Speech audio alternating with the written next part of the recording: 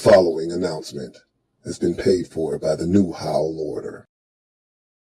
Whether the team is giving us the highest of highs or the bluest of blues, we'll cover it all here on Commanders Nightly News. I, of course, am your host, Louie T. Thank you for joining me. Let's get to tonight's lead story. So, had a chance to watch the film with the MOBB last night, and it was a hell of a ride. You know, the ups, the downs, the missed opportunities, the excellent plays. It was all there, right? Ultimately, you didn't make enough plays to win the football game. And that stands out, right? And when you fall short in games like that, I think there are certain things that are highlighted that I think come to the forefront. So before I get to that thing that's the biggest takeaway for me anyway, I want to talk about some of the other things that were takeaways from the game. The first thing that stood out to me, this offense has a chance to be exactly what we thought it could be before the season started. Not like past years where we tried to hype the offense up with Ryan Fitzpatrick. I didn't do that. Y'all did that, right? You know, I never believed in Ryan Fitzpatrick being here. I never wanted him here in the first place. And that lasted all of, 14 snaps or whatever the case was. But a lot of you tried to hype the offense up with him under center. The following year, I was leading the hype train with Carson Wentz. And it wasn't about Wentz particularly being the 2016, 17, or even 19 version of himself that led the Eagles to the playoffs and was even in the MVP conversation in 17. I just wanted the 2021 version that Indy got, where he went 27 touchdowns over 7 interceptions. I wasn't looking for much. I was looking for the guy that got booted out of Indy. Just give me that guy. And I thought we would have been fine. And obviously, there were circumstances here that didn't allow him to flourish. And he was already mentally fragile and unstable, when he got here. And all we had to do was put him under siege with a bad offensive line in front of him, and that tipped him over, the edge, so to speak. His career's done. You come to Washington and you F up, this is your last stop. You don't get it done in Washington, generally, it's over, right? So Wentz isn't getting another job. His career's done. He's made a lot of money. No one feels bad for him. But we tried to hype him up. I know I was guilty. Guilty as charged. I tried to hype up the offense. We got weapons now. We got a quarterback with a stronger arm. Here we go. That didn't last very long. This year, I was, without a doubt, way out in front of this train, this Sam Howell hype train, because I knew what he was as a talent. And what sold me more so than anything else was up here, his mentality, his mentals. Not just listening to him talk, but those who know him, those who are close to him, those who coached him, listening to all of them talk and repeating the same thing, saying, hey, this guy's built different. Well, now you had a chance to see it firsthand. For those of you who didn't believe, for those of you who needed more proof that this guy mentally is different. Physically, you already saw the talent. You saw the arm talent. You see the athleticism. You see the ball placement. You know what he's capable of from a physical standpoint. The physical gifts are there. But some of you didn't know what the mentals look like, how he would respond to adversity. We've had some really fragile, mentally fragile quarterbacks come through here over the years. He's not one of them. Showed you that in the game against Philly. If he's able to continue to ascend, if this offensive line is able to continue to do what they did in week 4, this offense has a chance to be lethal. We've scored 30 points, and this isn't Dallas's 38, where it's 2 defensive touchdowns aiding your 38 points. No, this is all offensive touchdowns. No help from special teams like Dallas got when they played the Giants and scored 40. Special teams scored a touchdown. Defense scored a touchdown. Defense led to another touchdown. That's not what we over here doing. We don't have the benefit, and we're going to get to that in a second. We don't have the benefit of a defense that's causing and forcing turnovers or just taking them to the house and saying, hey, we got it. Don't worry about it. We don't have the luxury of a special teams unit that's creating turnovers or returning kicks or setting us up with great field position. This is all our offense. We scored 35 against Denver 2 weeks ago, all offense. We scored 31 points against Philadelphia, all offense. This offense has a chance to be lethal. And watching the film, with 31 points scored, we left another 14 points or so. Let's call it 10. Let's be modest, okay? We left another 10 easy out on the field. Easy. Probably more like 14. Easy. Left it out on the field. Terry open on a deep ball. Jahan open over the middle of the field twice. There were opportunities left on the field on possessions where we ultimately punted the football. Obviously, Jahan's drop on third down. Who knows what that drive turns into? Maybe the next set of downs, we go and don't pick up the first down and still have to punt. Who knows? We don't know. Would have loved to have found out. This offense has a chance to be really problematic. We stay healthy. We continue to grow. Sam continues to grow. This offensive line continues to gel and mesh. Look out. That was one of the first takeaways. One of the second takeaway, and I spoke to this already. We talked about this on a previous show this week. I think it was 5.1 that we talked about this. Our defensive linemen are gassed. Watching the tape, it's apparent to me that you're not getting maximum effort out of guys because they're just tired. We don't have an effort issue with the guys on this team. Chase Young, Montez Sweat, Jonathan Allen, Deron Payne. These aren't guys that have issues hustling. We don't. This is not a conversation that we've had in the past. We don't do hustling issues. These guys are tired. And I can't blame the staff for wanting to continuously put them out on the field. Do you trust Casey Toohill? Do you trust James Smith-Williams? I mean, I don't distrust them. But if you gave me an option, I'll take 60% of Chase Young over 100% of Casey Toohill. Maybe that's a mistake. That's probably why we're in the position that we're in right now. That kind of thinking and logic. I'll take 65% of Montez Sweat over James Smith-Williams at 100. Again, probably faulty logic, but that's where I'm at with mine. And I'll definitely take 45% of Deron Payne over any other defensive tackle not named Jonathan Allen on this team. Which, again, speaks to what we felt like was really good depth. But Abdullah Anderson, he's a nice guy. He's a really nice guy. And he's not playing poorly, by the way, when he does play, but he's Abdullah Anderson. What do you want me to do? I love John Ridgway as much as the next man, and he serves a purpose.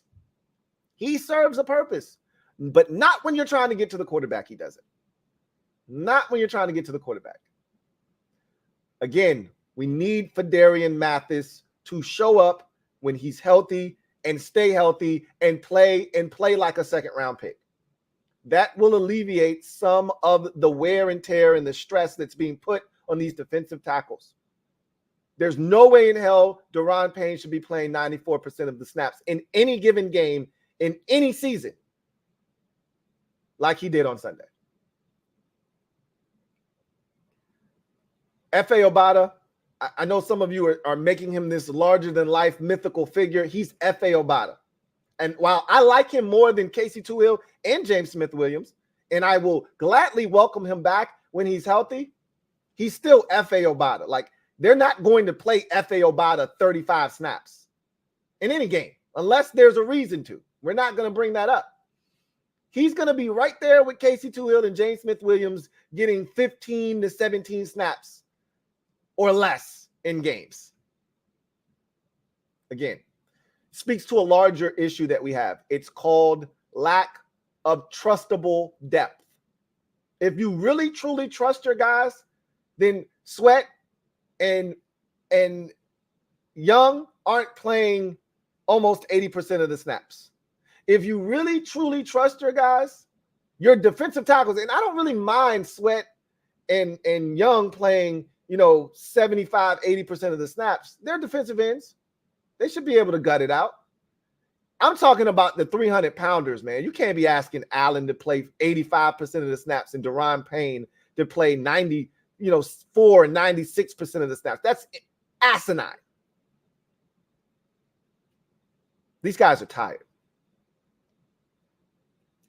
And some of that can be alleviated by just getting off the field on third down. Some of that can be alleviated by the offense sustaining drives, keeping them off the field, et cetera, et cetera. There are ways to combat that, obviously.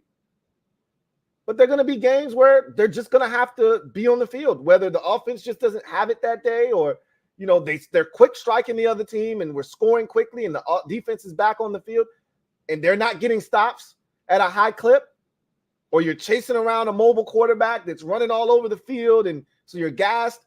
We got to figure this shit out. Every quarterback, it seems like, on the schedule can move now. It started week 1 with Dobbs. It then went to Russell Wilson. It then went to Josh Allen. And then went to Jalen Hurts. It's now going to Justin Fields. They all can run. The shit don't stop. Desmond Ridder can run next week. Daniel Jones can run the week after that. Then you're back to Hurts again. We're not going to stop seeing these mobile quarterbacks. There are less and less stationary quarterbacks in this league. We won't see one probably until Mac Jones, whenever the hell we get to them. Maybe Geno Smith, and even Geno can move a little bit. We have to figure this shit out. But my biggest, another takeaway, I need to mention this. Jamin Davis is the most improved player right now currently on the team, offense or defense. Jamin Davis is the most improved player to this point of the season. Again, obviously, that's subject to change. Somebody I thought last night in the MOBB made a great point. He said, Jamin Davis is to the defense what Sadiq Charles is to the offense in terms of improvement. Spot on. Sadiq Charles has been fan-effing-tastic on the offensive line at left guard. Most improved offensive player, if you ask me. And defensively, Jamin Davis has just taken steps, leaps and bounds in the right direction. He's playing like a guy that is finally figuring it out. He's moving at a different rate of speed. He actually looks like he's playing at that 4.4 speed that he's listed as. He's seeing it. He's attacking it. He's getting to the football. Yep, he had a little hiccup late in the game on that little swing pass to DeAndre Swift where he hesitated a bit, and he who hesitates is last, as we all know, and Swift was able to turn the corner on him. But outside of that, Jamin had himself a hell of a game. I think he had like a legal contact when Swift was one-on-one with him. I'm not asking Jamin, that's a tough ask. DeAndre Swift one-on-one, 25, 30 yards down the field with Jamin Davis. Yeah, okay, come on. Like, be for real. So I'm not mad at him for that.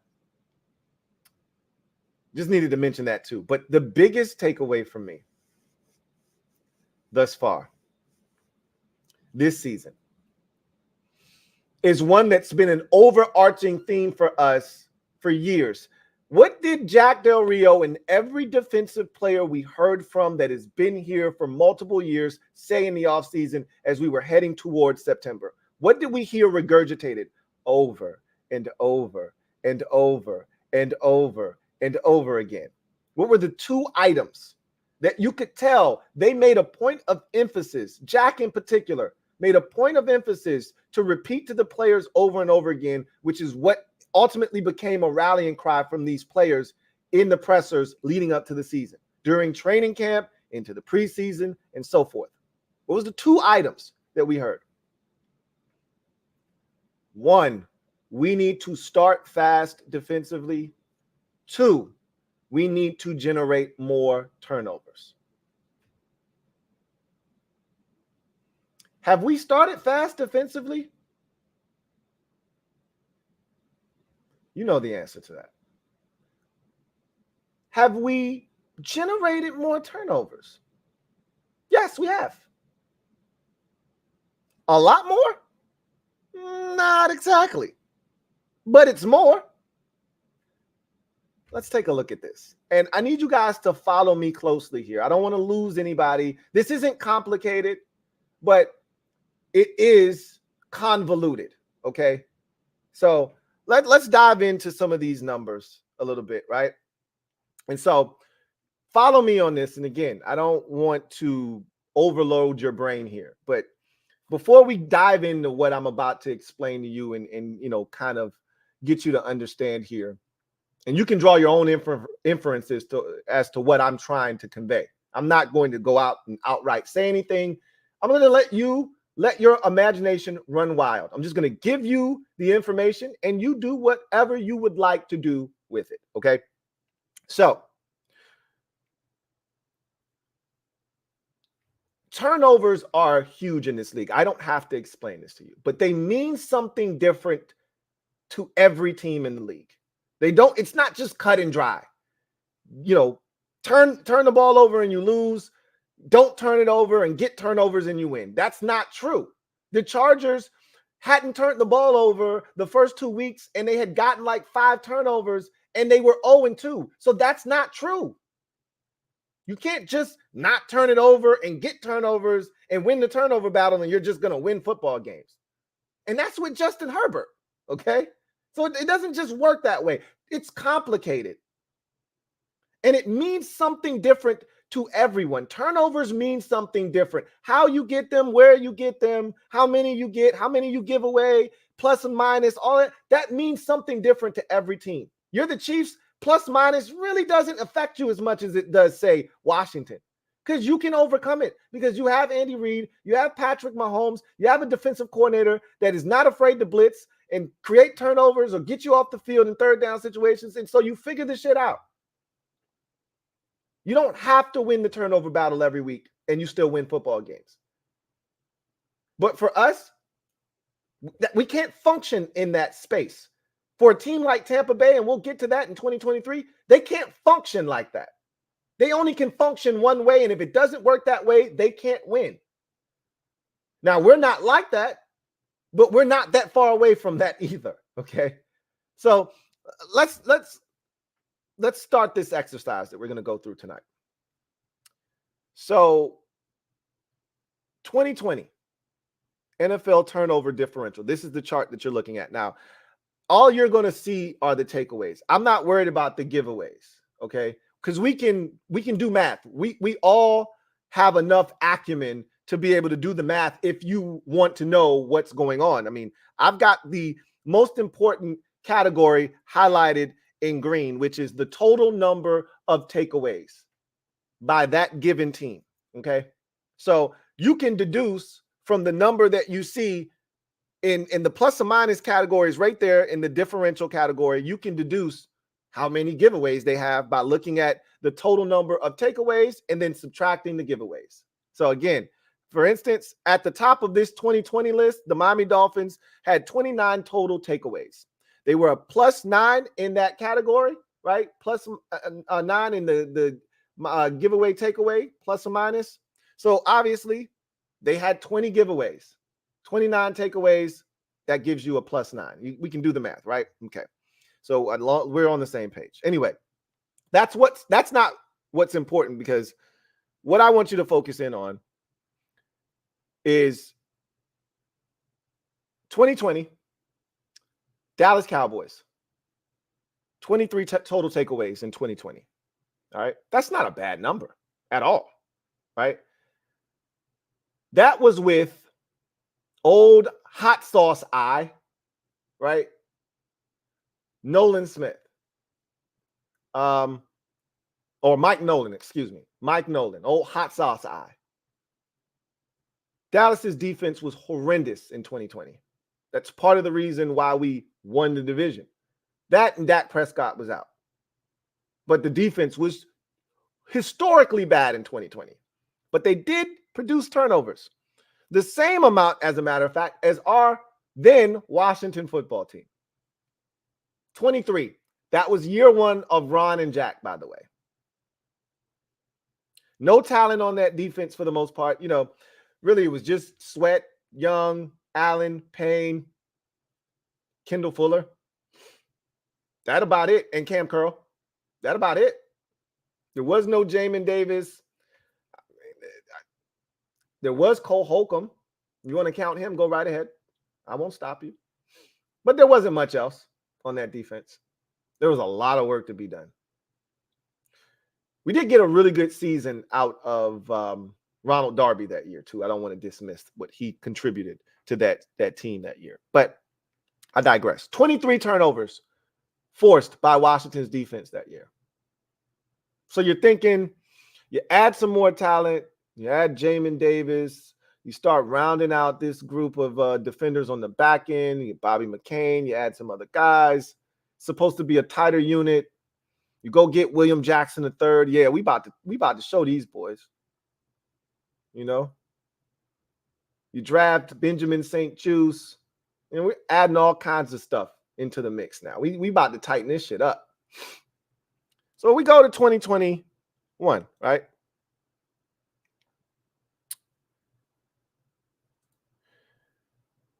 Dallas fires Mike Nolan. He was horrendous. They hired Dan Quinn, okay? Look at the amount of turnovers the Cowboys forced. This is pretty much the same crop of players. Quinn brought in a couple of guys that were very familiar with his scheme, you know, Keanu Neal and a couple of other guys. But look, let's not act like those guys were real needle movers, okay? It's the same cast of characters that they had the year before when Dallas's defense was the worst in football, and they only generated, now I say only loosely because 23 is not a bad number. But it ain't 34 and leading the league. Now is it? Conversely, that's year one of Dan Quinn, by the way. Year one of Dan Quinn in Dallas. Okay? Year one. That's year one of Michael Parsons as well. That does help a lot, but you get my drift. This is year two of Jack. We've added more talent. We've gotten better. We went out and signed William Jackson III. We added Benjamin St. Juice. We drafted Jamin Davis. We added Bobby McCain on the back end. This is supposed to be a rock-solid unit. Chase Young coming off of a Defensive Rookie of the Year campaign. Montez Sweat coming into his own. Yeah, this defense. And keep in mind, a lot of things you have to take into consideration when we talk turnovers. In 2020, we played a lot of bad quarterbacks. That allowed us to get 23 turnovers, right? Much better competition. You win the division. You get better competition that you're playing against. Not playing the same schedule. You're playing better teams in 2021 overall. That number goes from 23 down to 19, okay? Find yourself 1, 2, 3, 4, 5, 6, 7, 8, ninth worst in the NFL at 19 takeaways total for the season. And for those of you keeping score at home, -5 in the differential overall for that season, okay? So that means we had 24 giveaways to 19 takeaways. Usually that's a bad formula, okay? Let's continue on. So that's 2021. Last year, 2022, you look at Dallas, Dan Quinn, defense, 33 takeaways in year two of Dan Quinn, 34 in his first year, right back up there at the top again, 33 in year two of Dan Quinn's defensive scheme. Pretty much the same players. They might have added a player or two like Deron Bland, who had like 5 or 6 interceptions in his rookie season. They added some guys. Shit ain't changed. It's the same philosophy, same approach. 11 hats, firing off to the football like hell, like crazed animals. I need all of y'all getting to the football. Meanwhile, year 3 of Jack, year 1 of his zone match scheme, but year 3 of Jack, right? Now they should be acclimated, right? Now, no Chase Young for the duration of this year for the most part, coming off of the injury the year prior, but you still got Sweat, you still got Payne, you still got Allen, you got a more confident Benjamin St. Juice, still got Kendall Fuller, right? William Jackson III turned out to be a bust of a signing. You get rid of him early. Now you're playing musical chairs out there, trying to figure out who's going to help you in the slot. That ends up being a failed experiment, but hey, it is what it is. You find some gold in the back end with Defoe. Cam Curl still playing well. You drafted Percival Butler. Didn't really get anything out of him in his rookie season, but you're feeling better, right, about your situation. Jamin Davis is getting a little bit better. We decreased in turnovers from 23 in year 1 to 19 in year 2 to now 18 in year 3. For those of you keeping score at home, we're a -5 yet again. We were -5 in the plus-minus category in 2021. We're a -5 in the plus-minus category in 2022. So we had 23 giveaways, only 18 takeaways. All right. And again, this is good for 1, 2, 3, 4, 5, 6, 7th worst in the NFL. Again, look at the company that we're keeping down here. A lot of losers down here. The only team that made it to the playoffs out of this group down here, Miami Dolphins. And that's because they can score the football. Okay? That's because they can score the ball. I told you, turnovers mean different things to different teams because not everybody's built the same. As I mentioned with the Chiefs, they don't have to win the turnover battle in any given game to win. They don't have to. Certain rules don't apply to certain teams. You don't want to lose the turnover battle on a regular basis. You don't want to make a bad habit out of that. But the Chiefs don't have to win the turnover battle to win the game. Some teams need it. Others, not so much. It'd be nice if we won it, but we don't have to have it. Do you see where I'm going with this? Let's continue on to present day. 2023, current season that we're in right now. Every team has played 4 games. We're about to start the bye weeks this week. So this is the best representation you're going to get of turnovers forced this season until we get to about week 15 where every team has played, say, 14 games.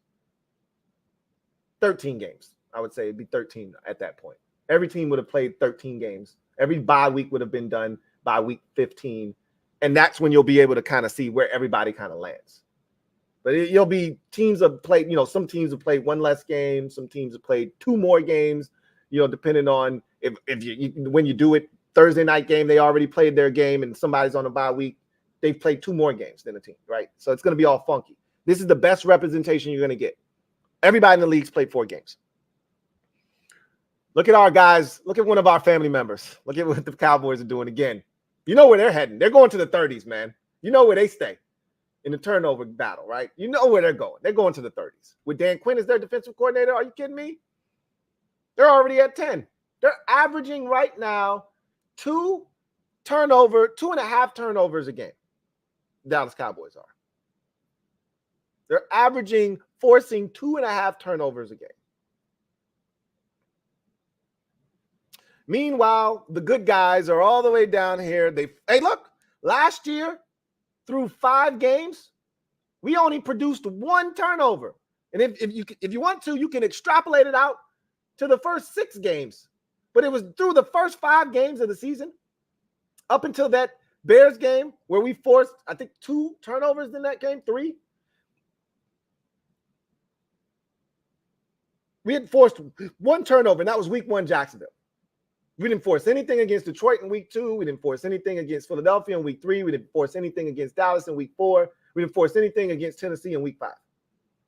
1 turnover through the first 5 games last season. So technically speaking, yes, we are doing better this year. We've got 5 in the first 4 games. Hey, how about that? Hey, how about that? Now, let's put it in its proper perspective. We forced 5 turnovers in the first 4 games, and 2 in week 1 against Arizona, right? 2 fumbles forced by Montez Sweat. 2 against Denver, right? Picked off Russell Wilson. Jamin Davis forced a fumble. So 2 bad football teams giving us 2 turnovers each of the first 2 games. Josh Allen on a 3rd and 18 threw up a punt, essentially, and Kendall Fuller picked it off. That counts, right? I'm not turning it down. But we really didn't force any turnovers against Buffalo. You know, like real meaningful. If that's incomplete, they're punting the ball anyway, and we probably end up with the ball right around the same area. It was an inconsequential turnover is what we call those. But I like those. I'd rather get that than a punt. You get more energy off of a pick, even if it's on 3rd and 18, than you do a punt. We can get any turnovers against Philadelphia last week. Keep in mind, last season, Washington was 0-6 when we did not generate a turnover. 0-6. In games in which we did generate at least 1 turnover, we were 8-2-1. So for us, what does that tell you? Turnovers are important. We need to create them. When we don't, now it's a little different this year because in past years, we couldn't score. So creating turnovers were paramount. They were paramount. We can score now, but you know what would help this offense even more? Shorter fields, shorter distances to have to travel. How about scoring on your own like Kendall Fuller did twice last year on pick sixes? Those help too.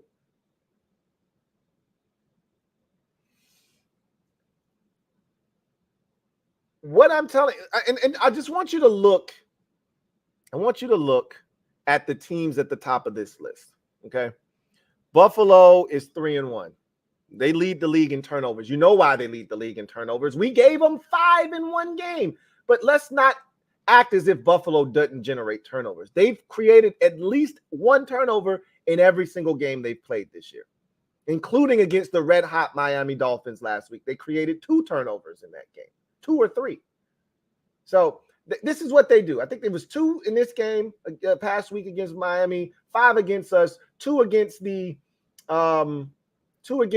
Raiders the week prior to that, or 3, and then 1 or 2 against the Jets in week 1.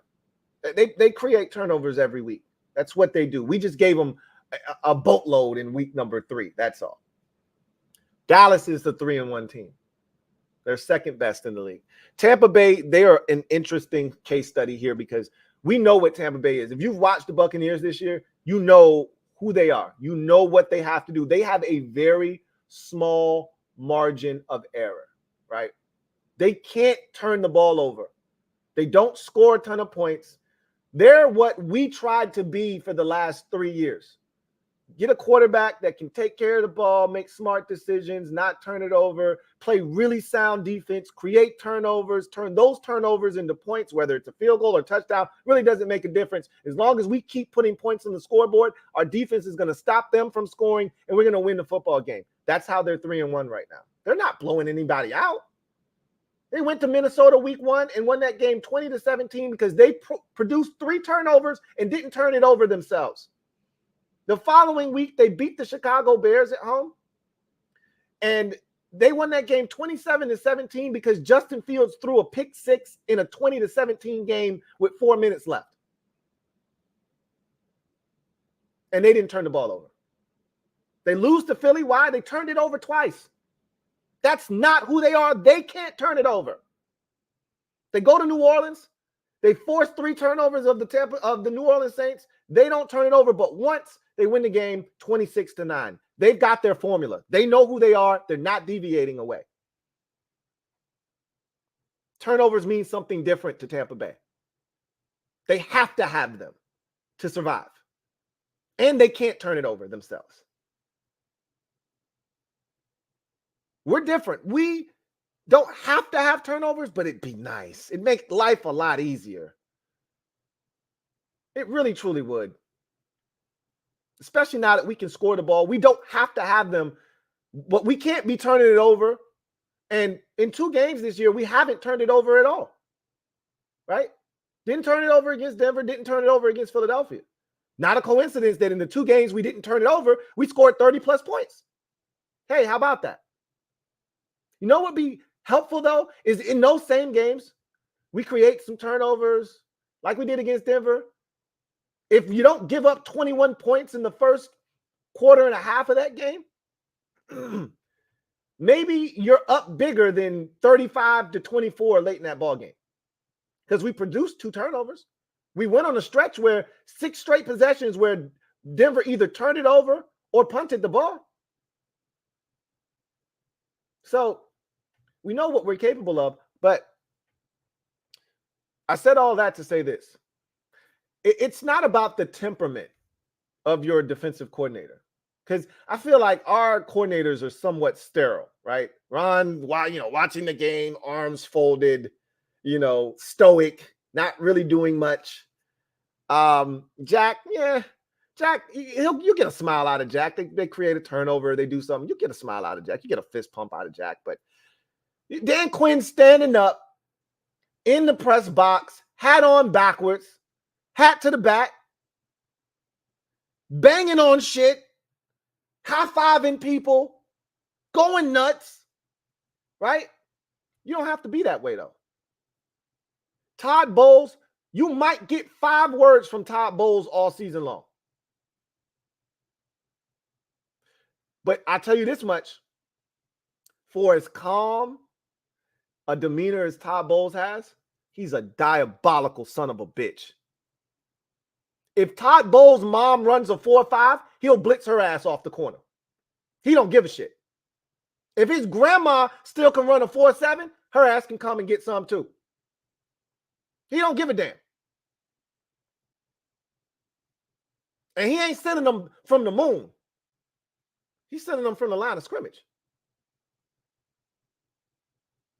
Dan Quinn, he ain't scared. We saw Buffalo ain't give a damn about us. They were blitzing all kinds of guys coming at us. They didn't give 2 shits. And it ain't about how often you blitz, because the Giants blitz on every 3rd down, and they getting cooked. Look at the Giants down here. They ain't produced a turnover all season long. Not a single one. That shit is disgusting. We 4 weeks in, and those boys don't have a single turnover. Only team in the league haven't produced a turnover. It's part of the reason why they're 1-3 right now. Easily could be 0-4. And their coordinator blitzes on every damn 3rd down, it feels like. Highest blitz rate in the league. That shit don't mean nothing. It's when you blitz and how you blitz. And turnovers are a mentality. And it starts with your defensive coordinator.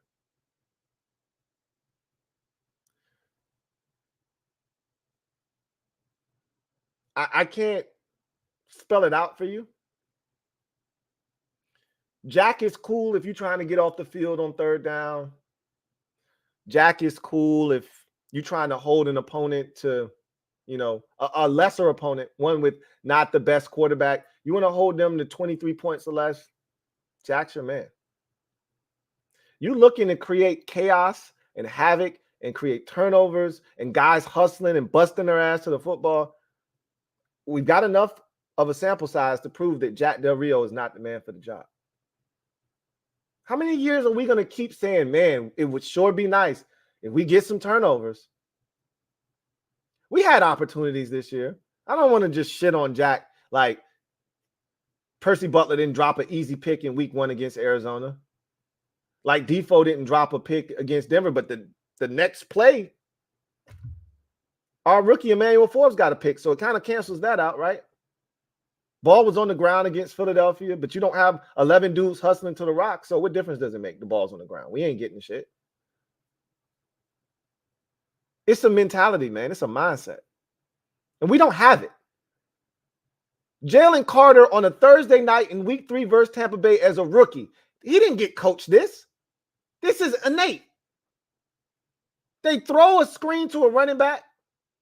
He's rushing the quarterback. He stops. He retraces his steps, hustles 5 yards down the field in the opposite direction, And as the running back is spinning, he comes, mollywops him, and as he's mollywopping him, simultaneously punches the ball out. Purposefully punched the ball out, not accidentally. He went for the ball and knocked it out. When's the last time you seen a Washington defender actually punch the football? Not like a bolo punch from the back, right? When the guy's running and they take one of these little frivolous swipes at the ball that never works. Not one of the lawnmowers where you reach in and you try to rip the shit out. They did that against Kenneth Gainwell. I think it was Juice who did it. Or Defoe. One of them reached in there, lawnmowered the bitch out, and it came out. But I'm talking about actually went to a dude and purposefully went to punch the ball out. I don't know if I've seen it since Jano. When's the last time he played for us? 18, 19? I don't know. We don't do that. That's coaching, bro. That's coaching. Guys hustling, that's coaching. You want to know why we haven't? I've already stressed this point, but you want to know why offensively we haven't seen delay of games. We haven't seen us wasting timeouts like we have in past years because we're not at the line. Because EB ain't having that shit. That's a mentality. That's from your coaching staff, right? That's where that comes from. That comes from your coaching staff. Players get away with what you allow. Players aren't that different from kids. As an adult, it is your job as a parent to make sure that your kids know what the rules are and abide by them. If you don't, kids will run amok. Same thing with players. We act like these dudes, this ain't the NBA. And really the NBA is starting to turn into a young man's game too, but this ain't the NBA where they police themselves. You're dealing with, normally the older teams win. Teams with 30-year-old guys, 33, 34-year-old guys, because they're veterans, they know how to get it done, right? They police themselves. They understand what needs to be done. These are young puppies. You getting these dudes out of college, they 22, 23, 24 years old. They still young guys. You got to show them how to get this shit done. You got to instill in them, this is how we play defense here in Washington. This is how we attack the football. This is what we do. I don't want to hear about turnover Thursdays, but when we get to Sunday, we ain't seeing no turnovers. When we get to Monday, we ain't seeing no turnovers. What good is turnover Thursday if we're not seeing that produce itself on Sunday, Monday, and Thursdays? Clearly, the message ain't getting through. Either that's a you problem or the guys you drafted aren't good enough. Which one is it? Or is it a combination of both? But here we are, another season, and we're better in the turnover department, right, than last year. That's a pretty low bar, right? 1 turnover in the first 5 weeks. Really don't want to use that as the barometer for gauging whether we're improving or not. But it is what it is. We had 1 turnover last year in the first 5 games. We've got 5 in the first 4 weeks. If you really want to affect change, you really want fans like myself, and you, and you, and you, and you. You really want the fans to believe that, hey, we got a shot at changing the narrative, even if it's ever so slightly. Look at the Bears down here, highlighted in orange. Look at the Bears. Bears have 2 total giveaways, or takeaways, excuse me, this season. 2. So they're not generating a ton of action on that side of the football right now. But the number that's really important, right, is this differential number. When you're looking at the Bears, they're a -6 right now, a -6, which means, again, we can do the math, right? If they've only created 2 turnovers, that means they've given it away 8 times in 4 games. So they're averaging 2 turnovers per game this season to start. Translation, this is a team that has been loose with the football and turning it over every single week. if you're serious about making changes, if you're serious about this defense taking a step in the right direction, at some point you got to build confidence. Confidence begets confidence. Confidence begets more confidence. Confidence begets winning. And then we start this vicious cycle, and all of a sudden they keep telling us turnovers come in bunches. That's what they keep telling us every year. Turnovers come in bunches. You know what else comes in bunches? Deficits, where the faucet gets turned off and we don't get shit. Because either we creating a bunch of turnovers or we ain't creating shit. And it shouldn't be that way. Here's an opportunity tomorrow night against a team that doesn't mind turning, a quarterback in particular that doesn't mind turning it over. Here's an opportunity for us to generate some turnovers. Maybe score the defensive touchdown. But if nothing else, create some shorter fields for an offense that's moving the football with regularity, but they've shown the propensity to self-destruct.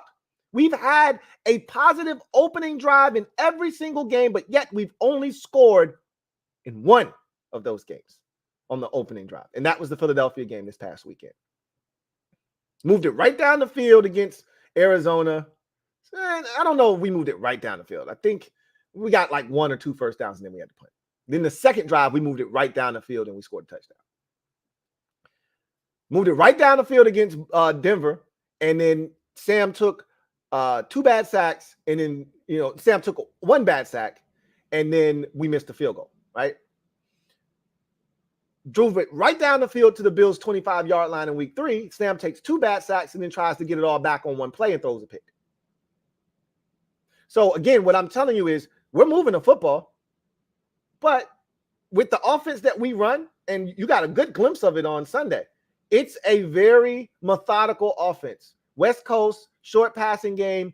You're going to get to a bunch. We had 17 third downs on Sunday. 17. Let me say that again. 17 third downs on Sunday. Let me say it one more time. 17 third downs on Sunday against the Eagles. 17. That's a lot.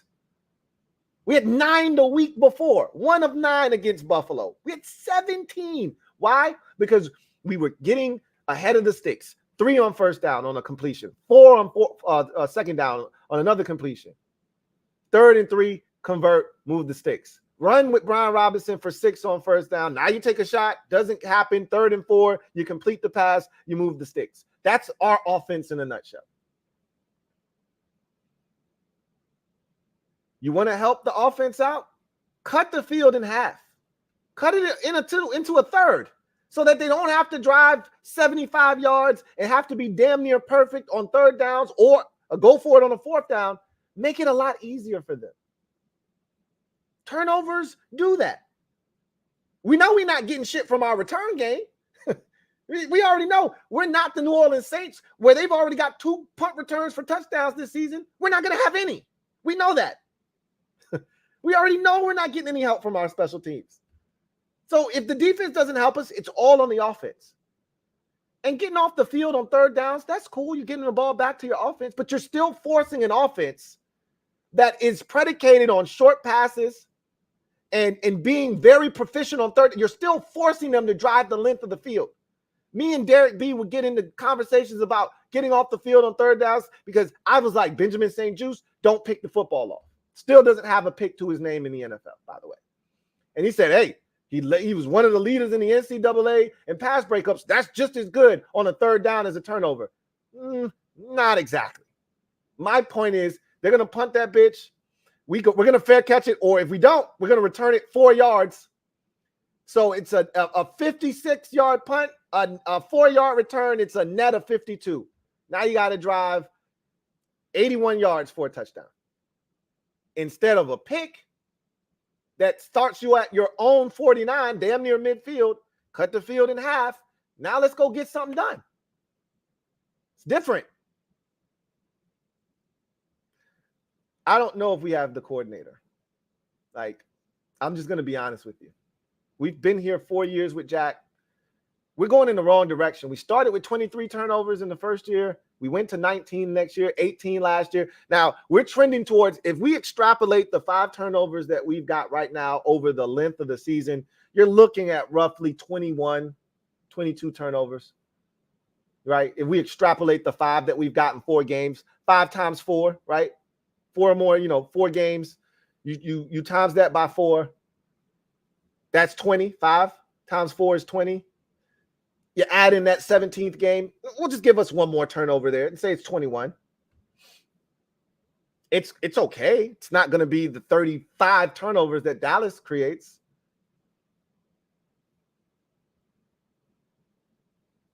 Dallas's offense isn't even remotely close to ours. The Cowboys went 1 of 4 in the red zone this past game, and they went 1 of 5 in the loss against Arizona. They stink on offense in terms of scoring points in the red zone. But that defense, that special teams, it all adds up. I hope you guys followed me there. We need more from the defense. We need turnovers. We don't have to have them, but they sure would be nice. Sure would be nice. We got to do a better job of taking care of the football too. It would help if we weren't -3 right now. Obviously, that Bills game skewed everything, but we still had 3 turnovers in week 1 against Arizona too. Like we've stunk it up in 2 of the 4 games. 2 of the 4 games we haven't turned it over. The 2 that we did, we really turned it over. We got to clean that shit up. 8 turnovers in 2 games is essentially what we have. That's loser football. You're lucky to even have won one of those games. Lucky you were playing Arizona. Let's keep it a buck. Let's keep it a hundo. If that was anybody but Arizona in week 1, we probably lose that game. Do that shit to Chicago on Thursday, and you're going to lose. Take care of the ball, create turnovers against a team that is prone to turning it over, score points, and you'll beat Chicago, and you'll beat them comfortably. This is one of those games where I'm going to find out what we're really made of defensively, because I ain't trying to hear no bullshit after this game. This is a Bears offense that's trending in the right direction, and we're going to talk about that when we get behind enemy lines, but they're one that you can take advantage of. And if we can't take advantage of the Bears, we got some bigger fish to fry. We got some problems that we need to address. All right. Let's move on to in other news. So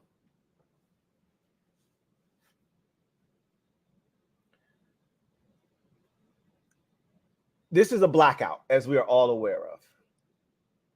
Dressed in all black like the Omen, somebody's funeral. Is it ours or theirs? I always ask the same question when we put on all black. All right.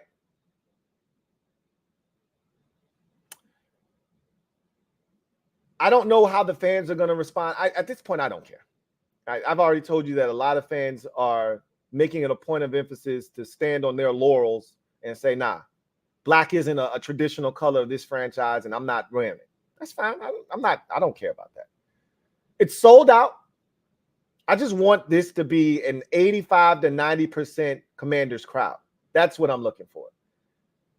Ginned up, juiced up, nighttime game, ready to go in there and kick some ass and take some names.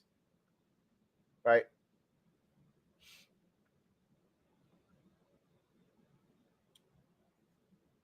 We got the injury report, the final one for the game. Let's take a look at it. This is a really good situation for Washington. We got to take advantage. Let's take a look at the injury report for these 2 teams. All right, so I told you guys all week long, I expected every single player on our injury report to play. I didn't see a single injury that I felt like was going to warrant not playing on Sunday. So as you can see, Christian Holmes, who we've missed, right? I don't know if he's been in the lineup he's a fiend. He's one of those dudes that you need on special teams. No, I don't know if he's been playing the last couple of weeks or not. I don't know if he just showed up on the injury report. I can't recall, but I haven't seen his name called. He used to be one of the first guys down there. 34. You knew either he was going to have a penalty or he's going to be down there making a tackle. We'll see what happens. He's going to play, right? Curtis Samuel, quad. he's going to play, right? John Dotson, ankle, he's going to play, right? Chris Rodriguez is the only guy actually on the injury report right now listed as questionable with the illness. He's going to play. Quan Martin, thumb, he's going to play. And Benjamin St. Juste, neck, he's going to play, right? I've said this already. We just got to get through this game with a win. And boy, this is going to be a pseudo bye that is going to be so needed for this team. A lot of people don't really think about it in this respect. I know for years I didn't. But the players haven't been off, really, since they came to training camp in late July. They haven't had any real off time. So when you have an early season bye, players actually like the bye in week 6 or 7, right? Not because it kind of splits the season in half, but because we ain't had a damn off, a period of 2, 3, 4 off days in a row since July when we started training camp. We didn't have our bye until week number 14 last year. You know how long of a period that is for a football team? They gave us the exact same bye this year. And that shit didn't help us. Like, if you're a good football team, that late season bye, if you can make it there, relatively healthy, whatever the case, maybe a couple of guys limping to the finish line, but you get that bye and it's rejuvenating. And then you come out of that thing and you're ready for that stretch run. That is not what happened for us last year. We got to that bye and we came out of that thing and we were worse off because of it. I can't explain to you why, doesn't make any sense, but we were. Last year, we had a similar situation. Week 6, it was not 5, but 6 with these same Bears on a Thursday night. We got the win, and look what it did for us. It did wonders for us from a morale standpoint, but also from a health standpoint. You get that time off between your next game, you're a different ball club, right? A lot of guys dealing with little knick-knack injuries right now that aren't even listed on this thing. You get through this Bears game, you win. You come off that thing and you go to Atlanta, and I'm telling you, you can see a different team here. We can do the same thing we did last year and win 6 out of 7. But you got to win this one first. So let's take a look at the Bears. And we couldn't have asked for a better outcome here. I mean, Chase Claypool, he's a non-factor anyway. They've already pretty much looked at him as a malcontent. I don't know what his situation is going to. They're going to probably try to trade him. That's my guess at trade deadline. I don't know what kind of value he has at this point, but he's out. Eddie Jackson and Jalen Johnson are huge pieces of that secondary. Massive. Jalen Johnson's their best corner. Eddie Jackson's their best safety. And you could argue he's their most important member of the secondary because he's a turnover magnet. Well, they're both out of this game. That's huge. That's half of their secondary. And then you go to the bottom, Jaquan Brisker, the second-year safety out of Penn State, got a hamstring. He's questionable. I think he's going to play. But if he doesn't, that's 3/4 of their secondary gone. Got to take advantage of that, right? This is the one that sucks. Tevin Jenkins, their big, massive tackle that they drafted last year. And I think it was last year in the either the first round or the second round. He's going to be back. He came off of IR and was eligible for his window to be opened. He's been a full participant all week. He's listed as questionable. He's going to play. That sucks, but hey, I'll trade him for the 2 guys in the secondary and maybe a third. I'll trade him in a heartbeat. Got to yum, eat him up. Yum, eat him up, right? So this is this is the first time where I've looked at an injury report and said, man, this is really skewed towards the good guys. Normally, it's been pretty even to start the season. Nobody's really had any major injuries that you feel like they could impact it. This is big. This is pretty big. Anyway, I digress. So let's go behind enemy lines. So I already explained to you about this Bears team and their struggles. They're 0-4 for a reason. You know, they've turned the ball over. They've been wildly inconsistent on the offensive side of the football. They've had a lot of controversy off the field. I mean, they feel like us last year. That's not a good thing, by the way. But remember, in this same game, we turned our season around last year. We can't be for them what they were for us last year. We went to their building in week 6, 1-4 on the season, and we turned our season around by going to Chicago and winning. They're 0-4 in the same spot. They just had over $100,000 worth of equipment stolen from their facility.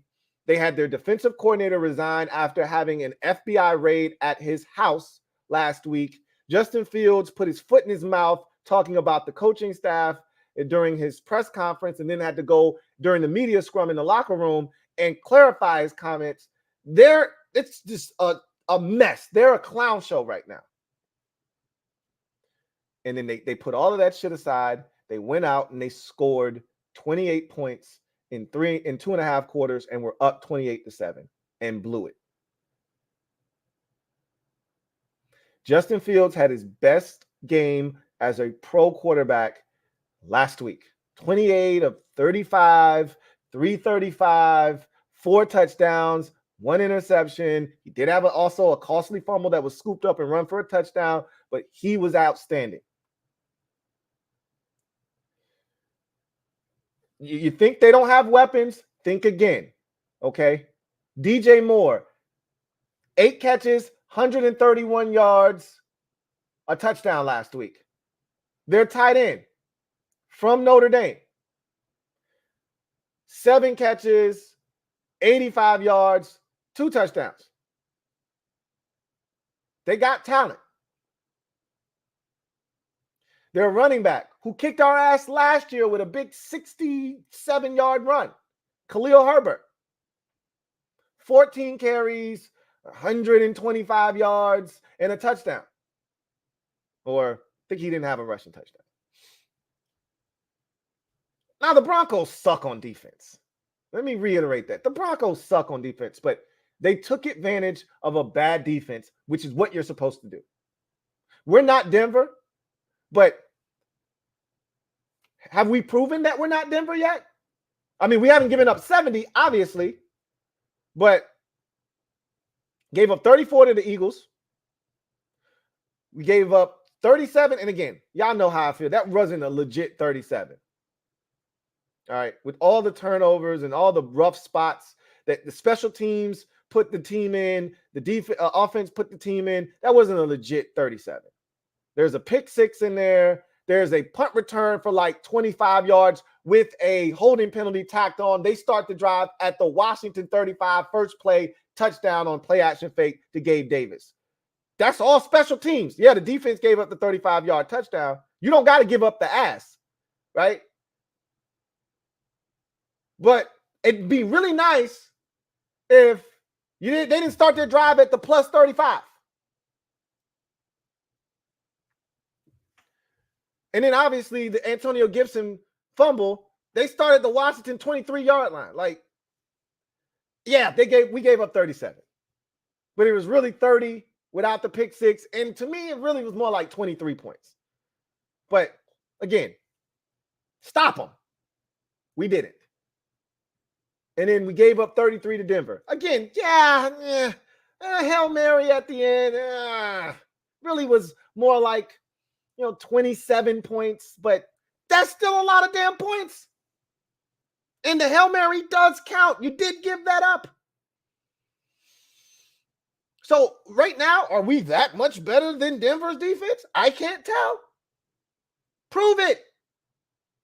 Don't let Justin Fields come in here and surgically dice and slice us.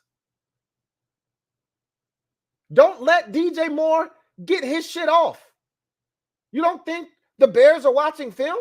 You don't think they're going to, Eagles attack this young fella.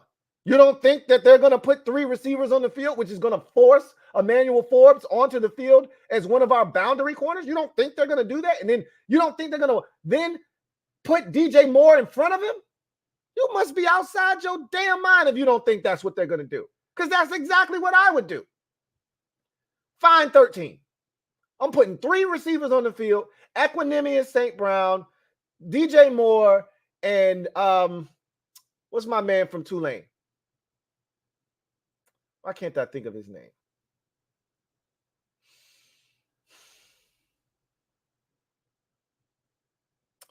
I got to look it up because if I don't look it up. Mooney. Thank you, Frankie, yo. Darnell Mooney. I'm going to put 3 receivers on the field, put my tight end on the field, and I'm going to make sure Emmanuel Forbes is on the field, and I'm going to look to abuse that young fella. And I would think DJ Moore would be an even worse matchup for him. I thought A.J. Brown would be right in his wheelhouse. Yeah, he's big and he's physical, but he ain't the fastest dude. DJ Moore is fast. He can cook his ass. You don't think the Bears are going to try to take advantage of that? The film is out there now. Every week, we're going to have to deal with that until Forbes gets better. We don't have another nickel corner, guys. This is why I advocated during the offseason that we draft a nickel corner. We don't have a nickel corner. Had they drafted Brian Branch out of Alabama, maybe we'd have this problem solved. They went with Quan Martin. He's already proven this year he's not ready for nickel duties yet. Maybe next year he will be. Maybe the year after that. But right now, he's not ready. So you got to slide Juice inside, and you got to put Forbes. And again, I'm not advocating for Forbes to not be on the field. The only way he's going to get better is if he plays. But don't think for one second the Bears haven't taken notes, and they're not going to come in here and try to take advantage of a young corner that right now, mentally, is struggling. We all saw him on the sidelines last week. We all know he deactivated his Twitter account. He's going through some things.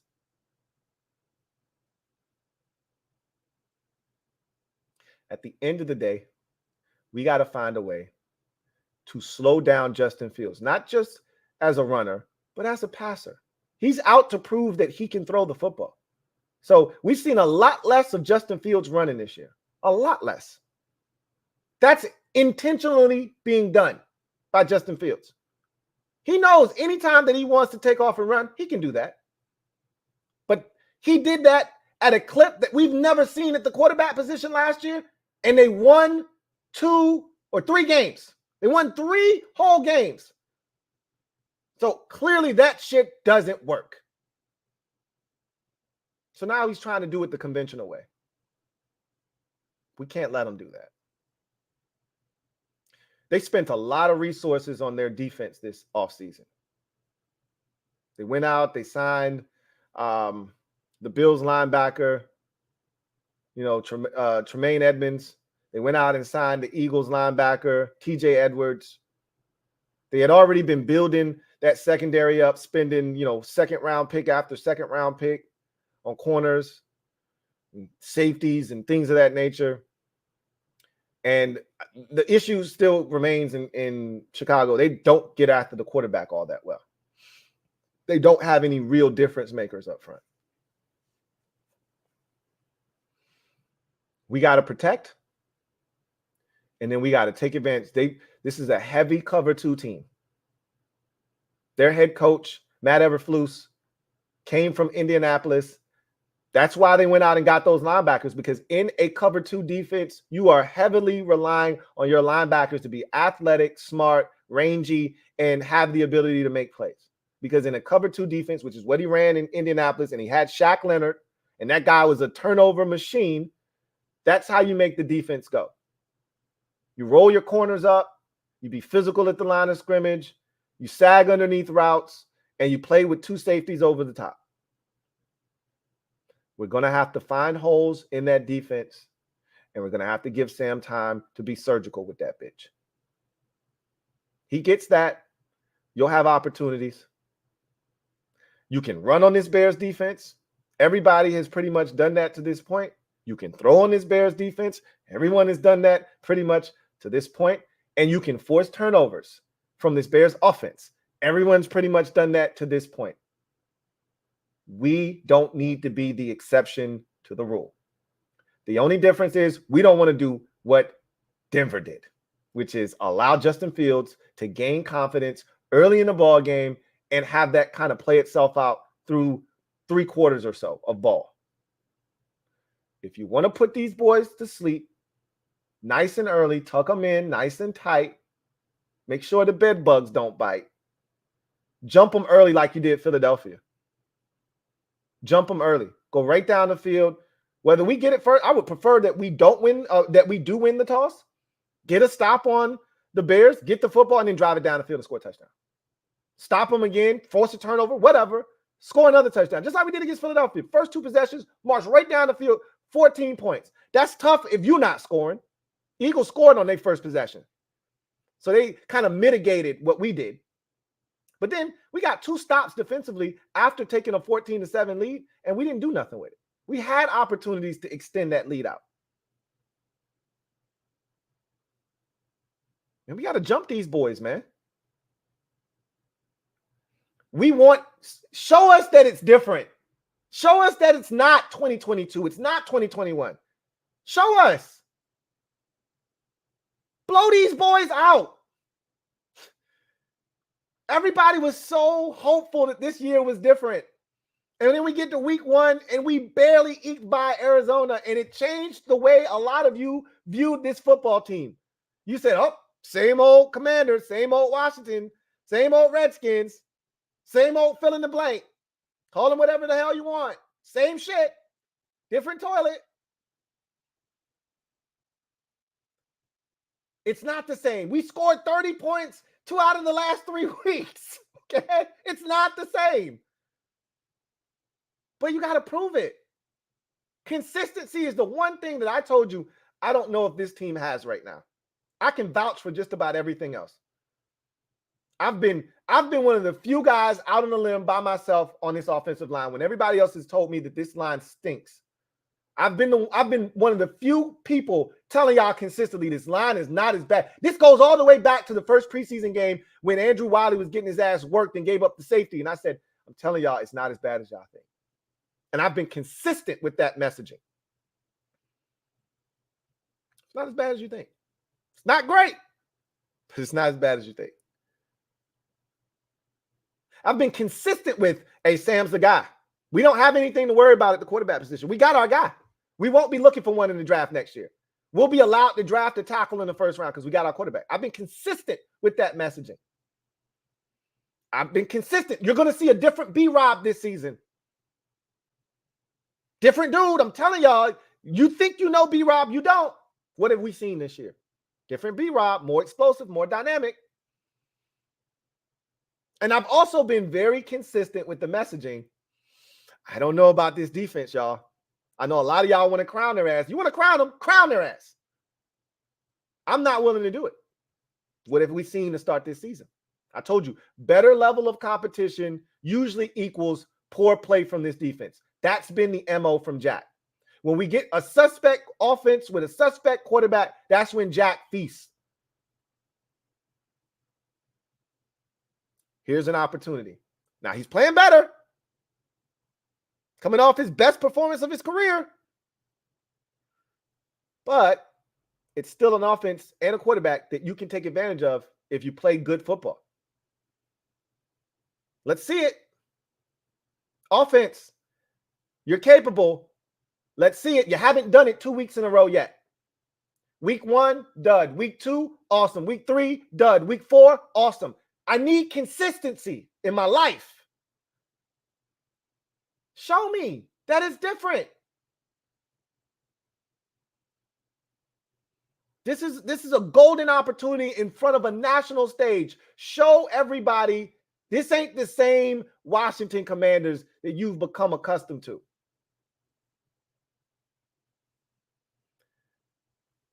Show us. We're starving for a sign. The Bears aren't going to come in here and lie down. I can assure you of that. Nobody likes losing in this league. especially to start the season off. They are hungry and they're desperate. We have to match their level of desperation. We're desperate. We've lost 2 in a row. We can't afford to drop to under 500. Not if we're serious about making the playoffs. You can't lose to teams like Chicago. And excuse me, I'm sorry. I know they're 2-2, but you can't lose to Atlanta either. You want to make the playoffs? Show me. Detroit said, hey, we might have lost to the Seahawks. That's going to be a playoff team, by the way. At home, really disappointed after starting the season off, beating Kansas City on the road. But you know what they did the next week? They said, hey, Atlanta, you're not a playoff team. You're a fraudulent phony. So you know what I got to do? I got to dust your ass off. Sorry. But you got to get the hell out of here. And not with a dub. Detroit they not effing around. They putting boots to ass. You want to be in that conversation? They're going to win their division. We're not in that conversation yet. We can be. But if you just want to be in the conversation for a playoff, you got to start putting boots to ass. Boots to necks. Chest. Solar plexus. I'm trying to crush somebody's clavicle with a steel toe. Are we that ruthless, or are we still the nice guys?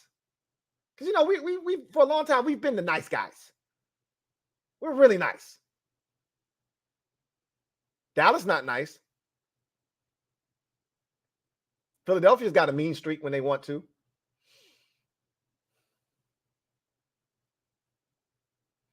When are we going to make that decision to show everybody we're not as nice as you think?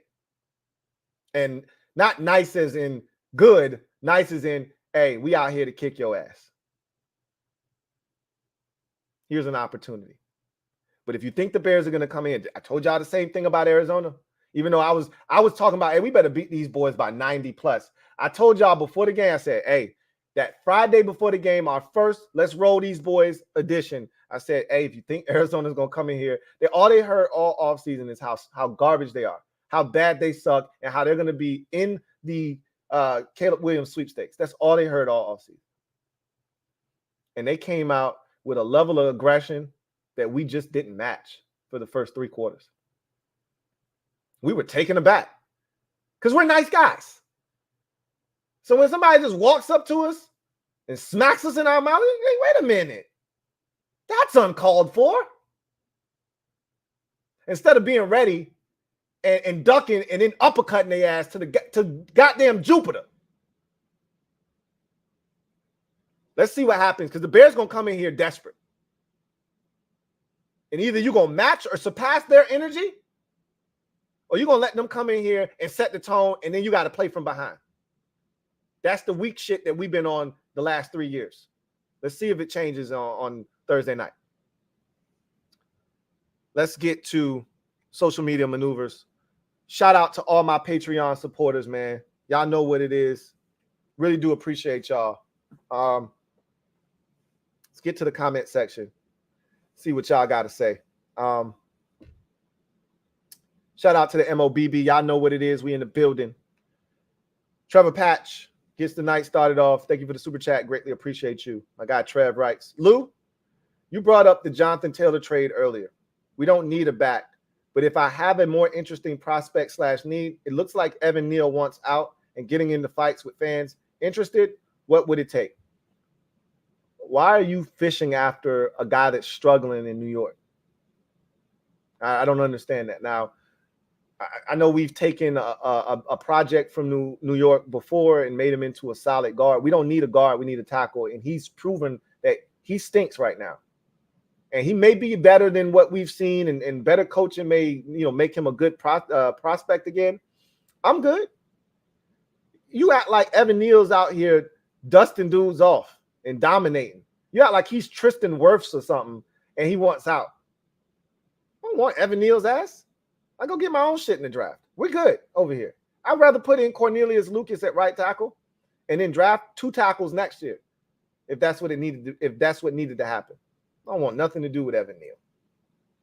I'm more interested in your boy that got released from Denver today, even though I think he's going back to Dallas, to be honest with you. I don't see why he wouldn't, and I'll say this. Wherever he's going, I'm pretty sure he wants to start. He's not starting here, and he's not playing a bunch of snaps here. And we don't utilize, like, it'd be one thing if our defensive coordinator was this creative, diabolical madman where he's got a package just for 3 or 4 edge rushers on the field all at once. We don't even move Chase Young and Montez Sweat around. Every week I watch Myles Garrett walking around. I watch TJ Watt walking around. I watch guys moving around. Our guys are either at left defensive end or right defensive end. Ooh, they switch sides. Ooh, right?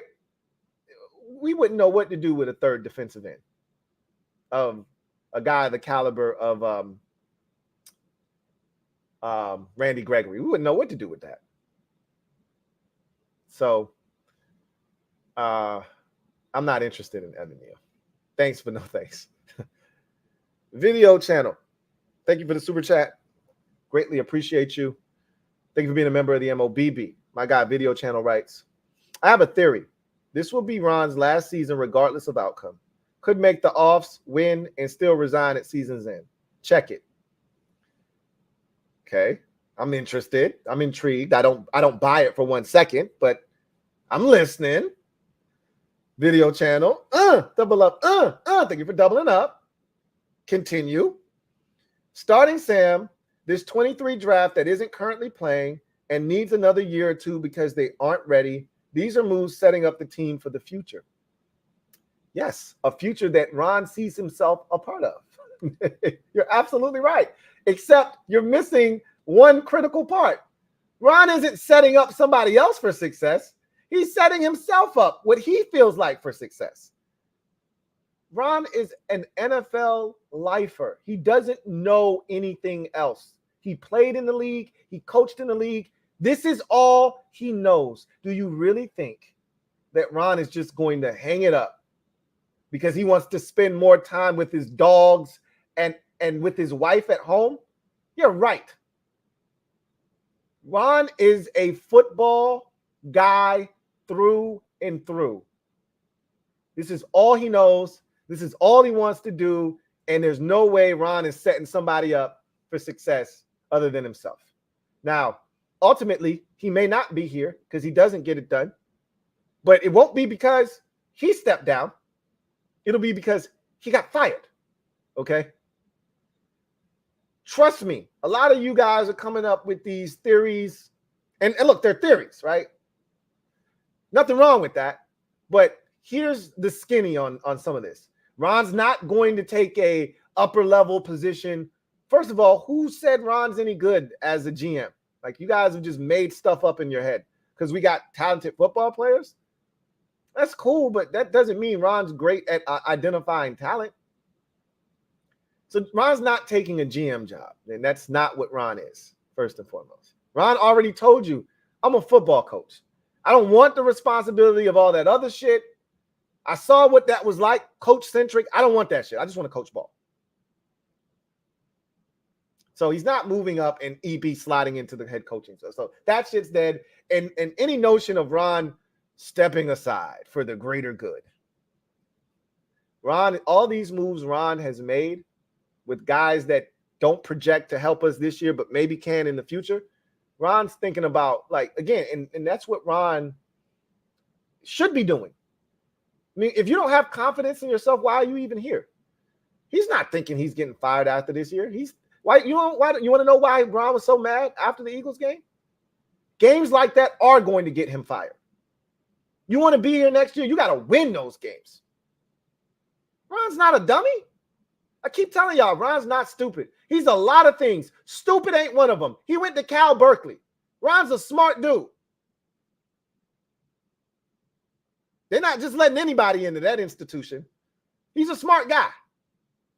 He understands what's at stake.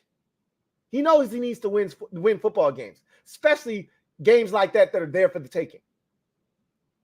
You lose enough of those, and we'll look up, and we'll be 9-8 at the end of the season, and we'll just miss out on the postseason, and Ron will be fired. And it'll be games like that he'll look back on and say, that's why I'm not still coaching. Because remember, if Ron gets canned here, he's not getting another head coaching job. I've already told you, this is your last stop in the NFL. Until things change, this is your last stop. You don't make it in Washington, your shit is done. Ask Ryan Fitzpatrick, ask Carson Wentz, ask Mike Shanahan. Shit's over with. Ask Jay Gruden. He got another gig in Jacksonville as a coordinator. Ain't nobody touching Jay Gruden. His brother would have to get a job, and that's how, like, Jay, somebody that's Jay's boy would have to get a job for Jay to get some work. You come here and it doesn't work, you're done. Ron knows what's up. He drafted those players because he expects to be here. He stuck his claim on Sam Howell. He staked his claim, rather, on Sam Howell because if he gets this to work, he's going to get the credit. EB may get the credit for the offense, but you know what? Ron's going to say, hey, don't forget about me. I was the guy that rolled the dice in a win or out, make or break season. I was the guy that rolled the dice with the 5th round pick. Don't you forget that. It was me. I saw the talent. I spent the 5th round pick. I started him when all of y'all told me I was crazy. Ron's no dummy. He ain't setting this up for the next man. He's setting this up for himself. Barrett Downing, thank you for the super chat. Greatly appreciate you. My guy BD, thank you for being a member of the MOBB Rights. Hey, Lou, make sure you get Uncle Mo good and liquored up so he can't get up and move to the other side, LOL. That don't work for Uncle Mo. He's always got HD vision, does Uncle Mo. You can get him whatever he wants. Uncle Mo don't work that way, okay? Even if he got to stagger across the field, he know where the other bench at. He know where that recliner on the other side of the field at. You got to do your job to keep him nice and comfortable. Ain't no amount of snacks, beverages, liquor, or vices going to keep Uncle Mo sitting down. The only thing that's going to keep him playing or sitting down over there is good play. Consistently. All right? That's what's going to keep him sitting down. I wish it was as simple as just getting him lit up. It's not. It's not that simple. Mr. Ron B, thank you for the super chat. Greatly appreciate you. OG, triple OG. Mr. Ron B writes, what up, Lou? What's up, Mr. Ron B? I'm hopping on a red eye from California to see the game in person. I fully expect to return home with the dub firmly in hand, as do I. You know what it is. I don't have to tell you, but of course I'm going to tell you. Bring home the dub. You're going in there. You got one mission. I would normally say have a great time. I don't care about none of that. I'm sorry. I'm selfish, and I know, and it's not right. I just bake in going to the game that you're going to have a good time. My one goal is that you come out victorious, and I expect you to go back home with a dub in hand. Absolutely. Bring home the dub. Pervy Sage 4348, stand up. You are the newest member of the MOBB. Mob, y'all know what to do. Show Pervy Sage some love. Make sure that Pervy Sage is comfortable. Show him what it's like to be a member of the MOBB. Pervy Sage 4348. Welcome to the squad. Glad to have you. Frankie, yep. Thank you for the super chat. Greatly appreciate you. Thank you for being a member of the MOBB, who writes, let's be real. We could have a better defense hitting the Ask Madden button compared to what JDR has us doing. Look, I'm not here to shit on JDR. I've given you the facts. I've given you the numbers. I think he's a solid defensive coordinator, but solid in this league doesn't move the needle. Solid doesn't move the needle. You need guys that are innovative. You need guys that are risk takers. It's not always going to work out for you, but it's about timing. It's about structure. It's about mentality. And these are things that I think Jack lacks at this point of his career, right? Maybe Jack is a little bit more aggressive with a more dynamic offense, maybe. I don't know if that makes a ton of sense. Normally, you tend to be a little bit more conservative when you've got an offense that can score, right? Because you don't want to, give up plays knowing that they can score. But Jack he strikes me as a bend but don't break type of coach. And that's cool if you got Tom Brady, but that's not who we are. Bend but don't break. We need to be aggressive in certain, and again, I'm not advocating to be Wink Martindale and blitzing on every single snap that you get a chance to blitz. But I was watching Sunday Night Football, and Chris Collinsworth is like, hey, here we go. Steve Spagnuolo, this is what he does. You get into third and long situations, and you're going to get some kind of creative blitz. And what did the Jets get? A creative blitz on the first 3 possessions. They got in the third down. Spagnuolo came with some creative shit, got after Zach Wilson's ass, and just like that, it was 17-0. You know what you're getting. And it ain't going to look like it did the week before. It ain't going to look like it did the week before that. It's going to be something different. We come with the same dry-ass moon. Are you alarmed that every time we do blitz, the shit never gets there? Does that not bother you? He rarely blitzes, and when he does, this shit don't never hit. Does that not bother you? That we don't have guys that can disguise blitzes? I watched Cody Barton, and this is not a knock on Cody Barton for y'all to start, ragging on Cody Barton, because I actually think he's playing well this year. But Jalen Hurts barked out a fake cadence, right? Just to see what we were in. And Cody was coming. He don't get to blitz that often. So he's excited. And Jalen Hurts gives him a set, hit. Cody comes up. And he's done showing his hand now. Jalen knows. So he barks out to the line. They're pointing and shit. They're readjusting the mic and all of this. Setting the protection. And then we come with the pressure. Chase drops into coverage. That's garbage. You're already losing right there. Cody comes. 3 other guys come. They get a late safety coming off, blitz. And nobody gets home. And Jalen Hurts just standing back there, patting the ball. A.J. Brown runs a 12 back to 10. Easy completion. Run after the catch. Late in the game. This is the difference between the Eagles blitzing and us blitzing, right? Eagles show us that they're coming after Sam with 6 seconds left in the game. They're coming after his ass. Sam, before he can even get to the top of his drop, back foot hits. He's jumping in the air, throwing it to Curtis Samuel towards the ground. Luckily enough, he had the wherewithal to do that and not throw it in the air and let more time run off the clock, but throw it close to the ground so we still had 2 seconds. That shit hit. They were coming after Sam's ass, and there were 2 or 3 dudes on his ass. We run that same blitz on 3rd and 17. Now we're playing 9-10 yards off like it's the second quarter, and we're trying to force them to kick a field goal instead of playing it like it's sudden death and coming up and taking away the 8-yard easy completion, which is what they need to get in the field goal range. But that blitz came. Jalen Hurts was not flustered. Same blitz, different result. Our shit never gets there. And it's a combination of things. Jax has poor scheme design, right? Poor blitz design. Our guys don't bluff blitz well. We don't hide it. They know we're coming. We don't hide it.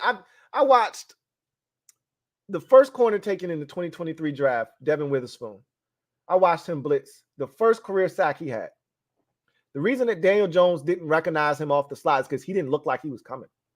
He didn't look at Daniel Jones. He didn't take any false steps towards the line. He was squared up on the nickel, on the slot receiver. Looked like he was about to man up. And soon as the ball was snapped, he took off. Jones never saw him coming. We don't even run slot blitzes. I ain't seen a slot blitz here since 2020. Maybe 2021. I lied. I think Benjamin St. Juste had a sack or two in his rookie season. I ain't seen a slot blitz since like 2021. We don't even run those. And maybe that's a byproduct of we don't trust our safeties in coverage. Maybe. It wasn't Percy Butler supposed to be able to cover? Wasn't that supposed to be one of his strengths? I don't know. Don't stop me from asking that. Essentially, what I'm saying is JDR is not as bad as you're making him out to be. He's not a difference maker. He doesn't have these dudes scared that they're going to be benched if they don't play hard. I don't think the mentality is, hey, we're going to go out here and we're going to get it by any means necessary. Everybody just do your job. We got that kind of mentality. Hey, just do your job. No, go beyond the Call of Duty, right? That's how you create turnovers. Don't just do your job. Do your job and then some. That's how you create turnovers. Go that extra mile. Fly to the football. We should be hustling. You should see W's flocking to the rock. That ain't what I'm seeing. That ain't what I'm saying. Video channel. Thank you for the super chat. Greatly appreciate you. Who writes? Ron is at peace. His draft class will work in 24 or 25 when he is long gone. He chose long-term success for the franchise, has EB as a head coach possibility.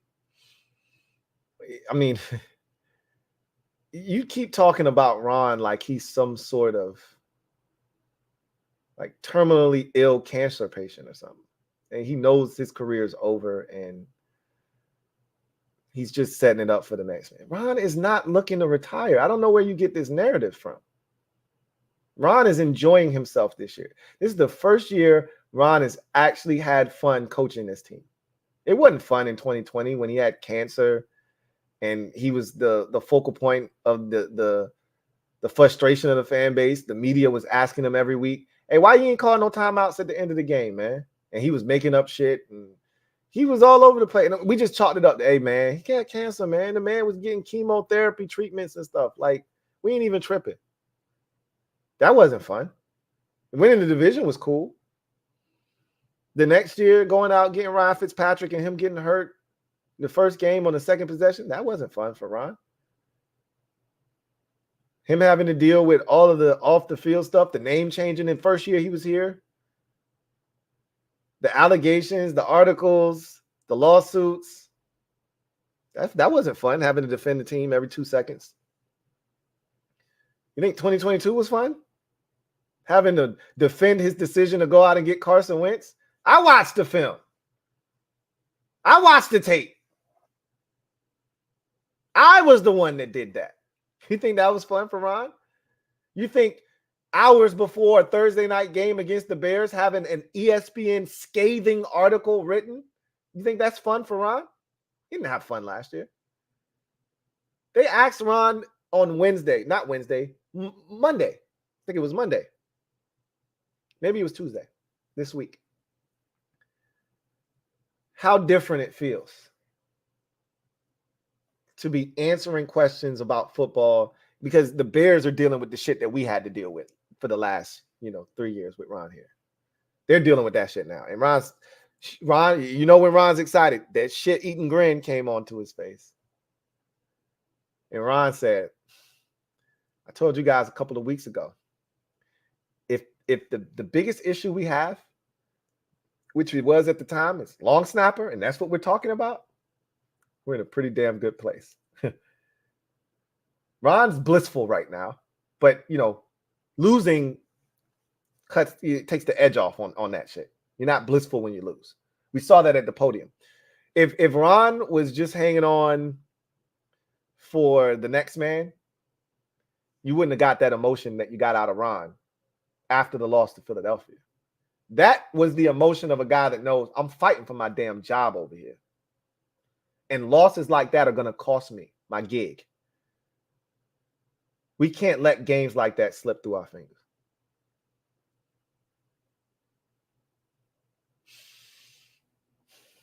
John Perez, thank you for the super chat.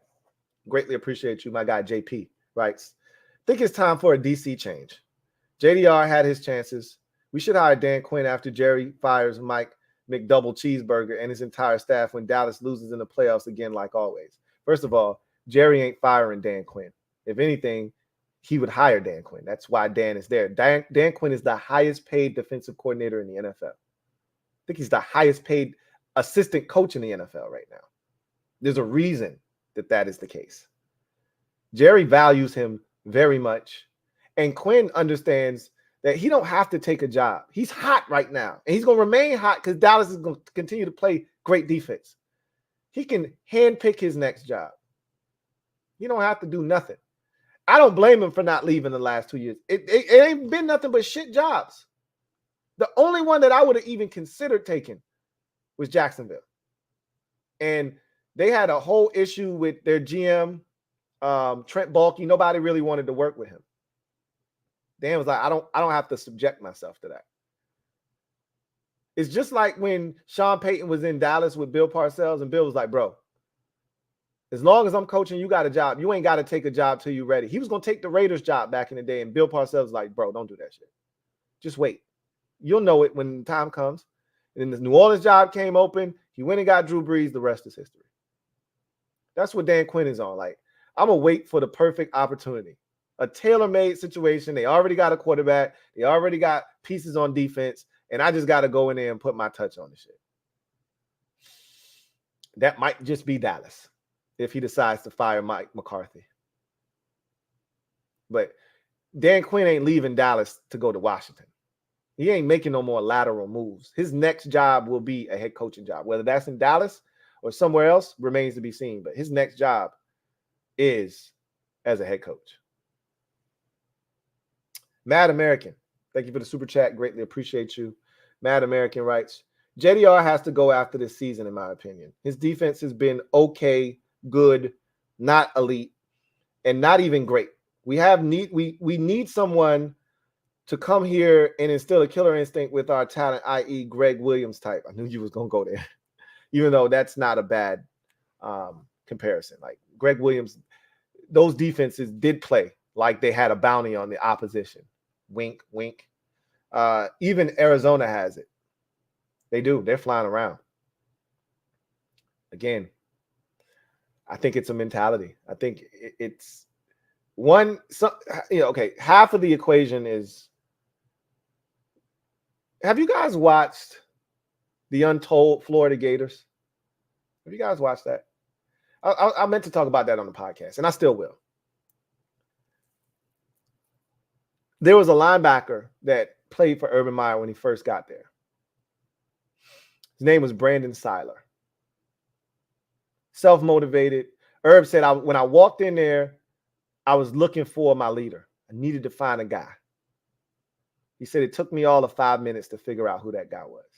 It's Brandon Seiler at linebacker. Man's man, dog's dog, self-motivated. He was cut from a different cloth. I knew I had my guy. The next guy up after Seiler left was supposed to be Brandon Spikes. But Brandon Spikes wasn't intrinsically motivated. It wasn't internal for him. He was an external guy.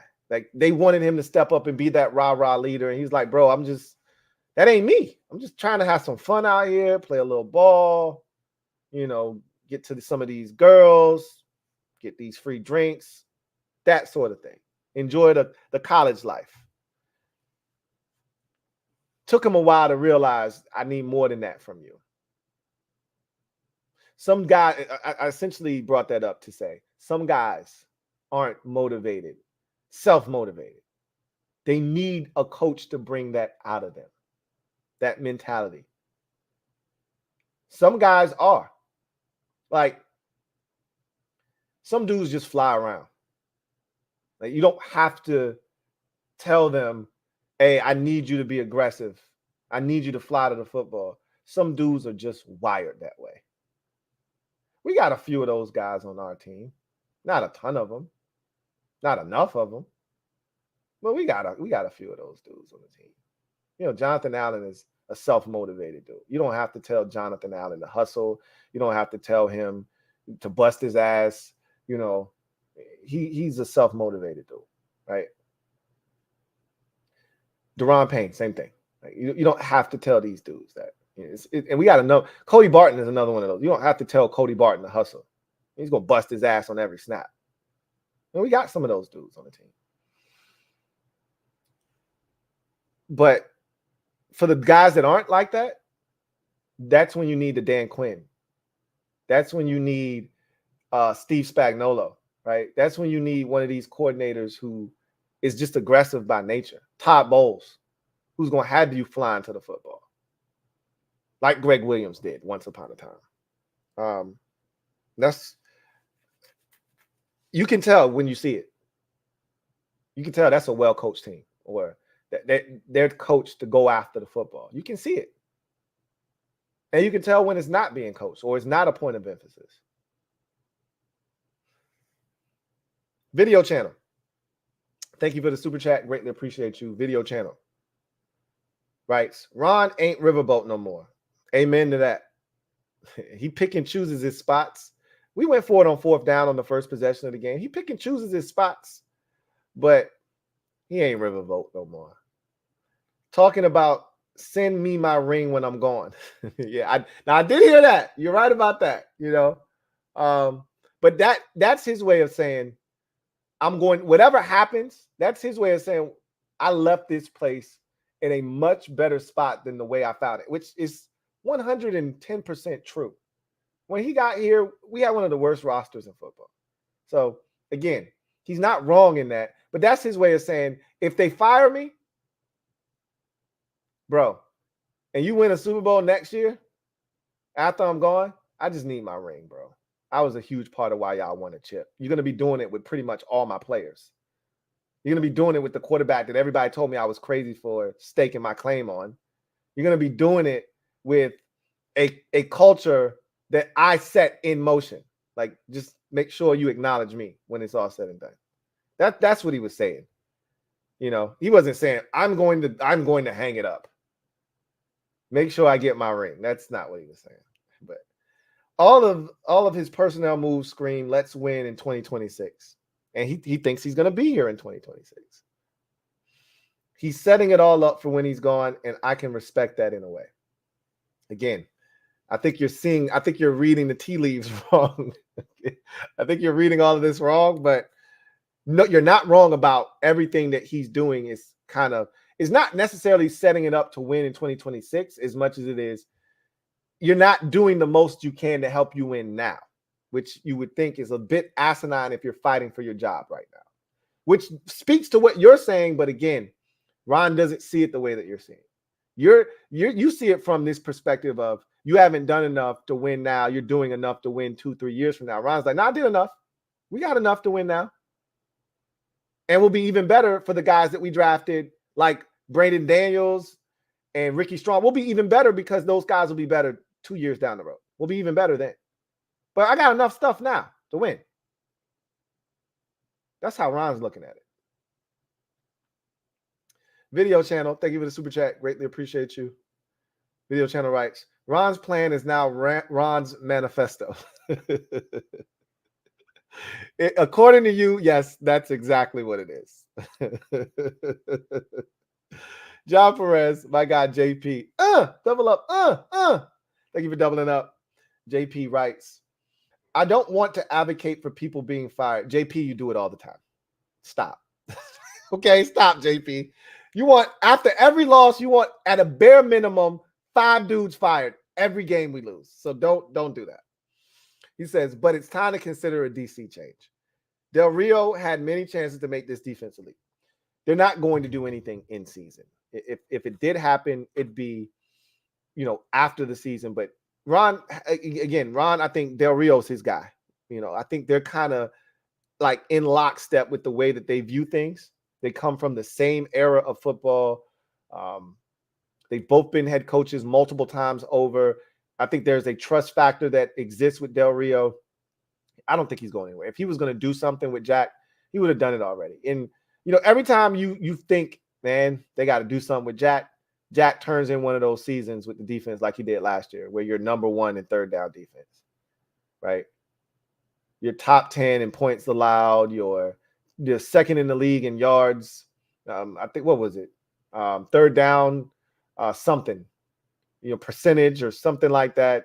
And you go, how can you get rid of Jack, man? CT Sands. Stand up. You know what it is. Newest member of the MOBB. CT, welcome aboard, Mob. Y'all know what to do. Show CT some love. Welcome to the squad, CT Sands. Derek B. Thank you for the super chat. Greatly appreciate you. Thank you for being a member of the MOBB, who writes, Bears equals 2 sacks. W equals 24. How about we have 0 sacks for once?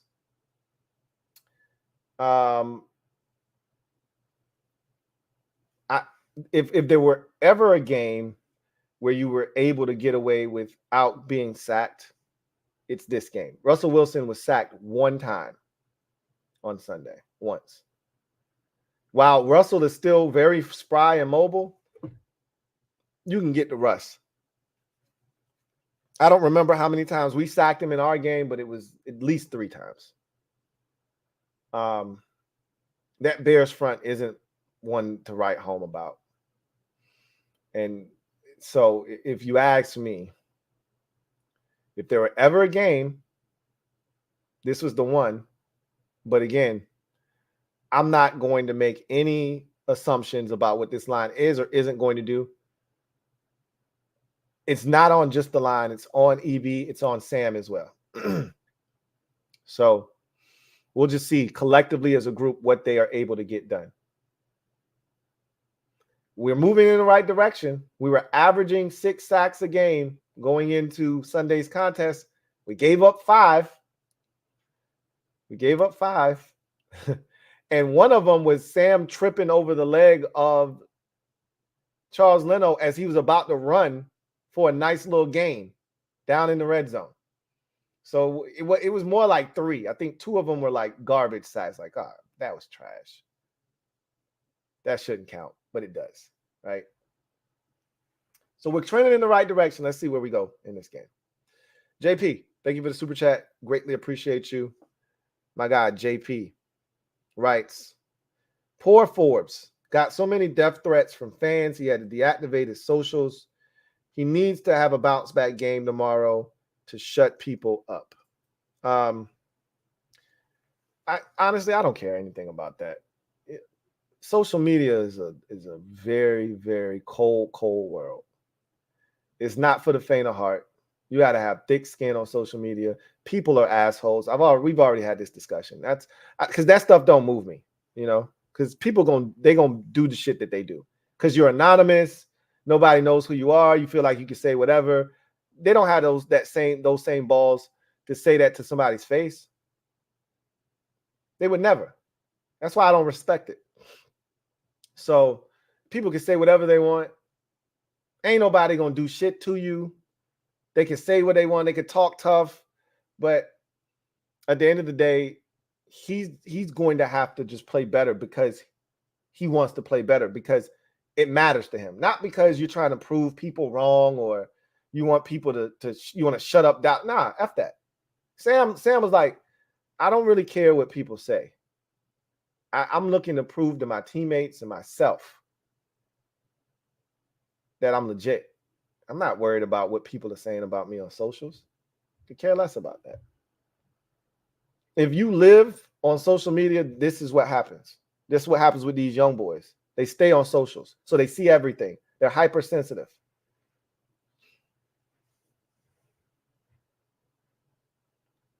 At the end of the day, go out and take care of business. Who cares what everybody's talking about? Them same fans that, dick riding will be the first ones to turn their back on you. Fans are fickle. That's why fan is short for fanatic. Just go out and play ball, man. Everything else will take care of itself. You play well. Quan Martin did this. Didn't Quan Martin do the same thing? I don't know if he deactivated it or what, but I remember he did something after it was the preseason and people were jumping on Quan Martin.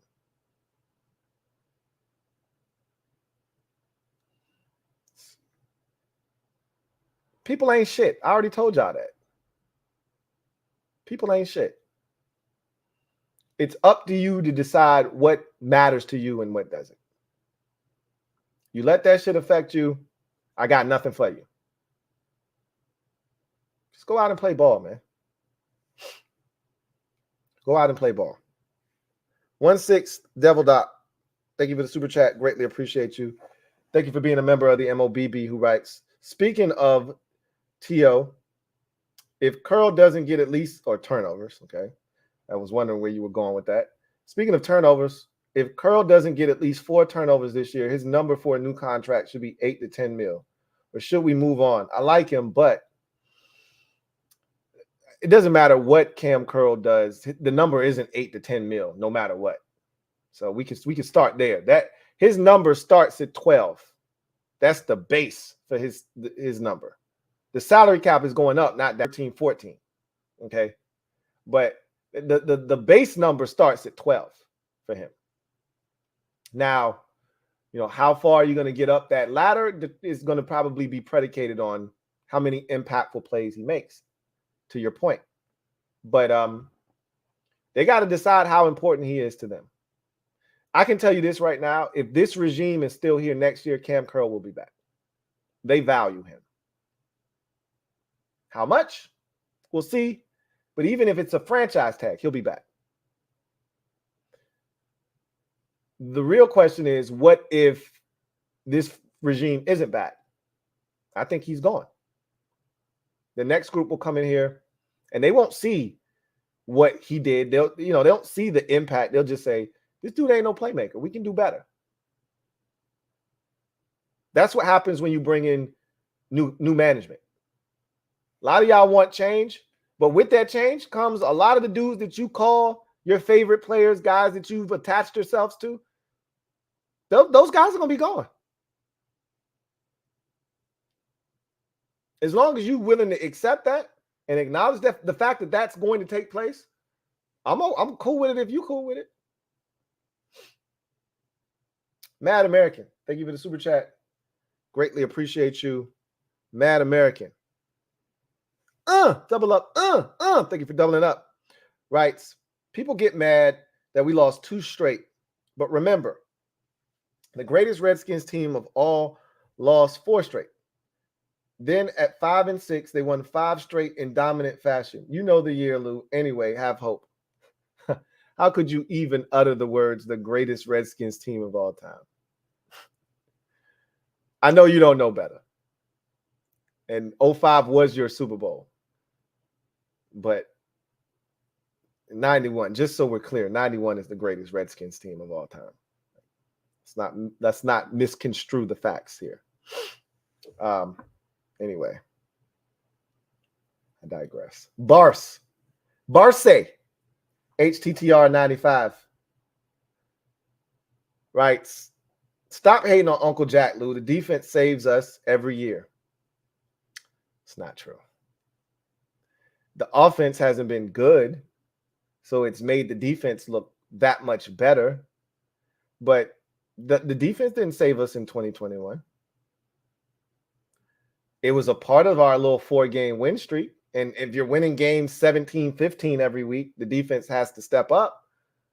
But don't misremember what those games were, right? There were opportunities for those teams to do shit, and they just didn't do shit. When we needed the defense the most in those years, 2021 in particular, down the stretch, what'd they do defensively? Yeah, I know the offense wasn't good either, but the defense wasn't great. What happened in 2022, right? Down the stretch against Cleveland, against San Francisco, when we needed them. What'd they do in those games? I get it. The offense wasn't great. But you shouldn't be giving up 75-yard jet sweeps to, what's the receiver's name from the 49ers? Ray McLeod. That's what a good defense does? That saves you?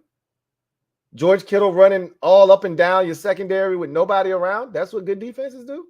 Deshaun Watson, who hasn't done shit since he's come back from suspension, You let him throw 3 touchdown passes? That's what a good defense does? Or 2 touchdown passes? Whatever the hell he did that day? That's what a good defense does?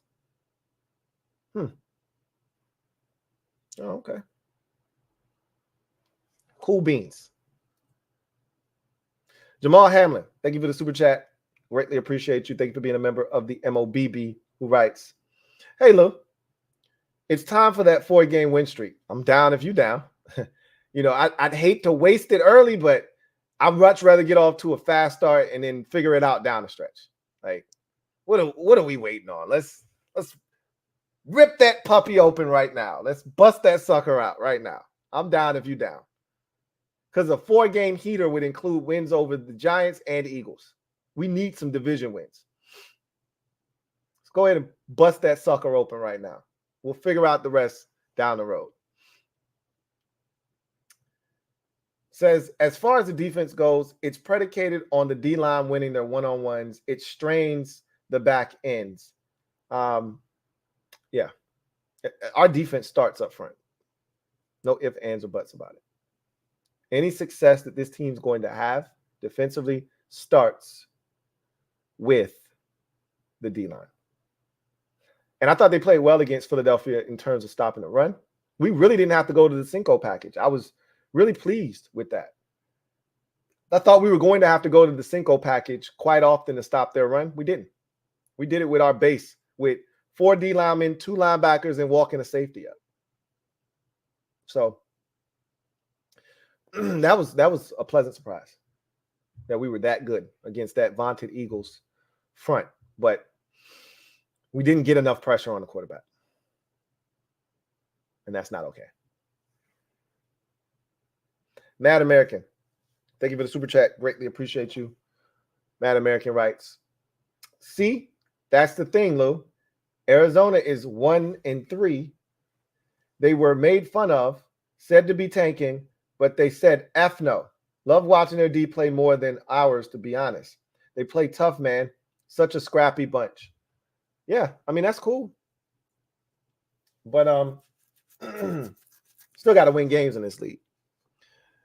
I'd much rather watch what we got going on and win ball games than watch what they're doing and see them continue to lose, because that's what's going to happen. They're going to continue to stack up L's, right?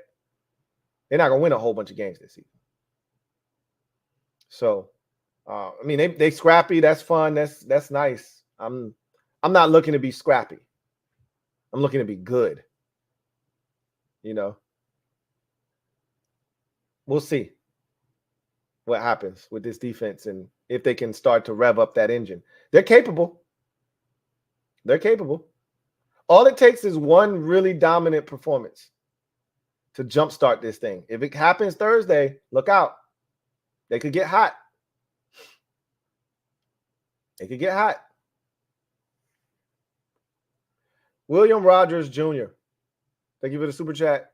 Greatly appreciate you. Thank you for being a member of the MOBB, who writes, notice what accountability has done with the offense. The DC doesn't seem to hold his players to the same standard. Would Rivera fire JDR to keep his job? Yeah, he would do that. If ownership came to him and said, if Josh Harris came to him and said, fire Jack Del Rio or y'all both gone, there's no allegiance to Jack like that to where he would be willing to lose his job over Jack. Oh, I found a new DC. Don't worry about it. I do think there's a higher level of accountability offensively with EB than there is on the defensive side. I do feel that way. I think that's why you're seeing the results that you're seeing right now.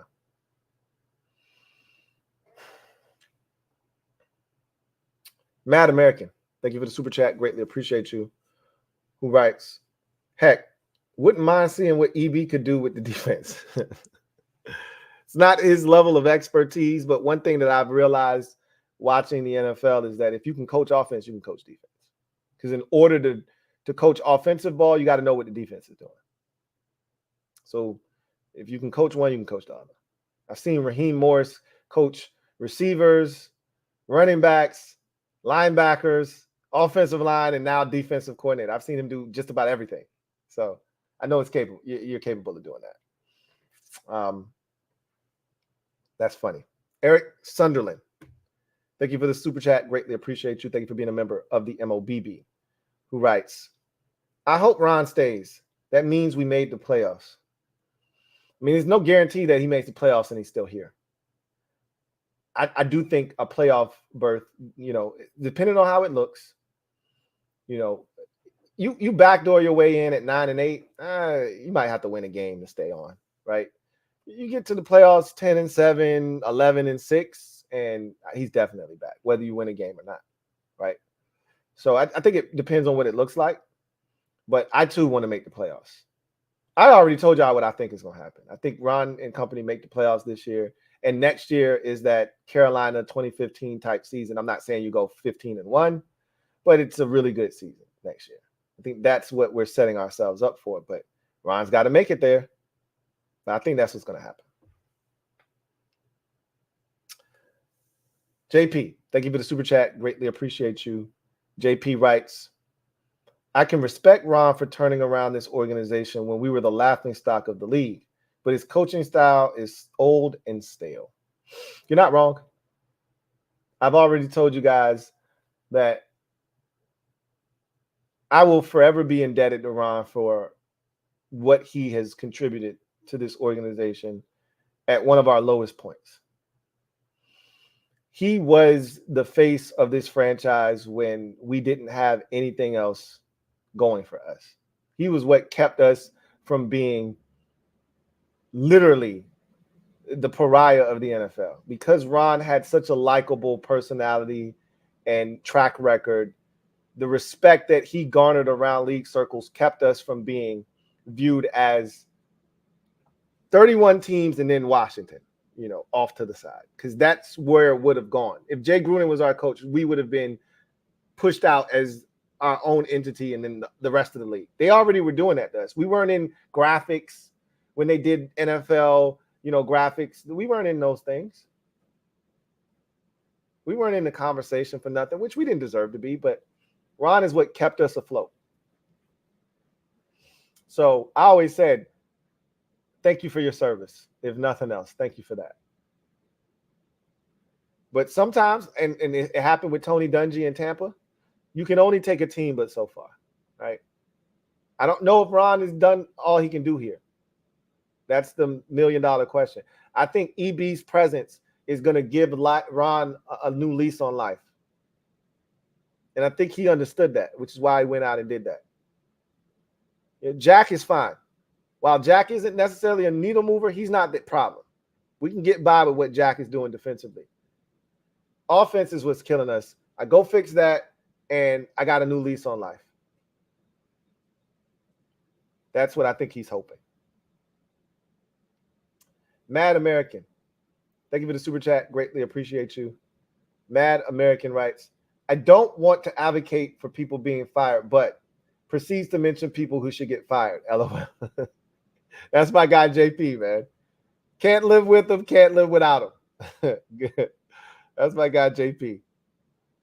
Let us lose on Thursday, and JP will want the entire organization flambéed and done on Friday. He wants resignations and pink slips. Right? So, trust me. We know how this goes with JP. Mad American, thank you for the super chat. Greatly appreciate you. Mad American writes, 2005 GOAT. I can't with you. I won't with you. JP, thank you for the super chat. Greatly appreciate you. My guy JP writes, as talented as he is, Gibson continuously putting the ball on the carpet continues to be a problem. And it's a shame because I like him. He's just got to get out of his own head. I think he wants to make a play so bad, and he tries so hard that it becomes counterproductive. Case in point, the toss on Sunday. There was space and opportunity down that sideline. I'm not saying he scores, but I'm not telling you he doesn't score. That was a great play. If you watch the film, there's a lot of space out there on that left edge, and you've got blockers out in front. I don't think he scores because it would have required a cutback at some point that I don't know if he's particularly skilled and adept at. But there was at least a 14-yard gain down that sideline, and him dropping the ball and having to pick it up effed up the whole timing of that play. It effed up him accelerating and getting up that sideline and utilizing those blocks properly, and he ends up getting pushed out of bounds. That guy would have never got a hand on him. He would have already turned that corner and been up the field. You just got to settle in, man. Like, get out of your own head and just play ball, man. He's so desperate to make a play that I think he's in his own head. He made a big catch in the game, though. I'm still team AG. I know a lot of y'all don't. I just get nervous when he touches it in the red zone. I'm still team AG, though. Mad American, thank you for the super chat. Greatly appreciate you. Mad American writes, 2005 beats 91 team 35-17. Easy. David. Thank you for the super chat. Greatly appreciate you. You see how I just hit him with a double salmon with cheese? They should make a poll for the most annoying fan base. Swear someone new is getting blamed each week and it's just week 5. I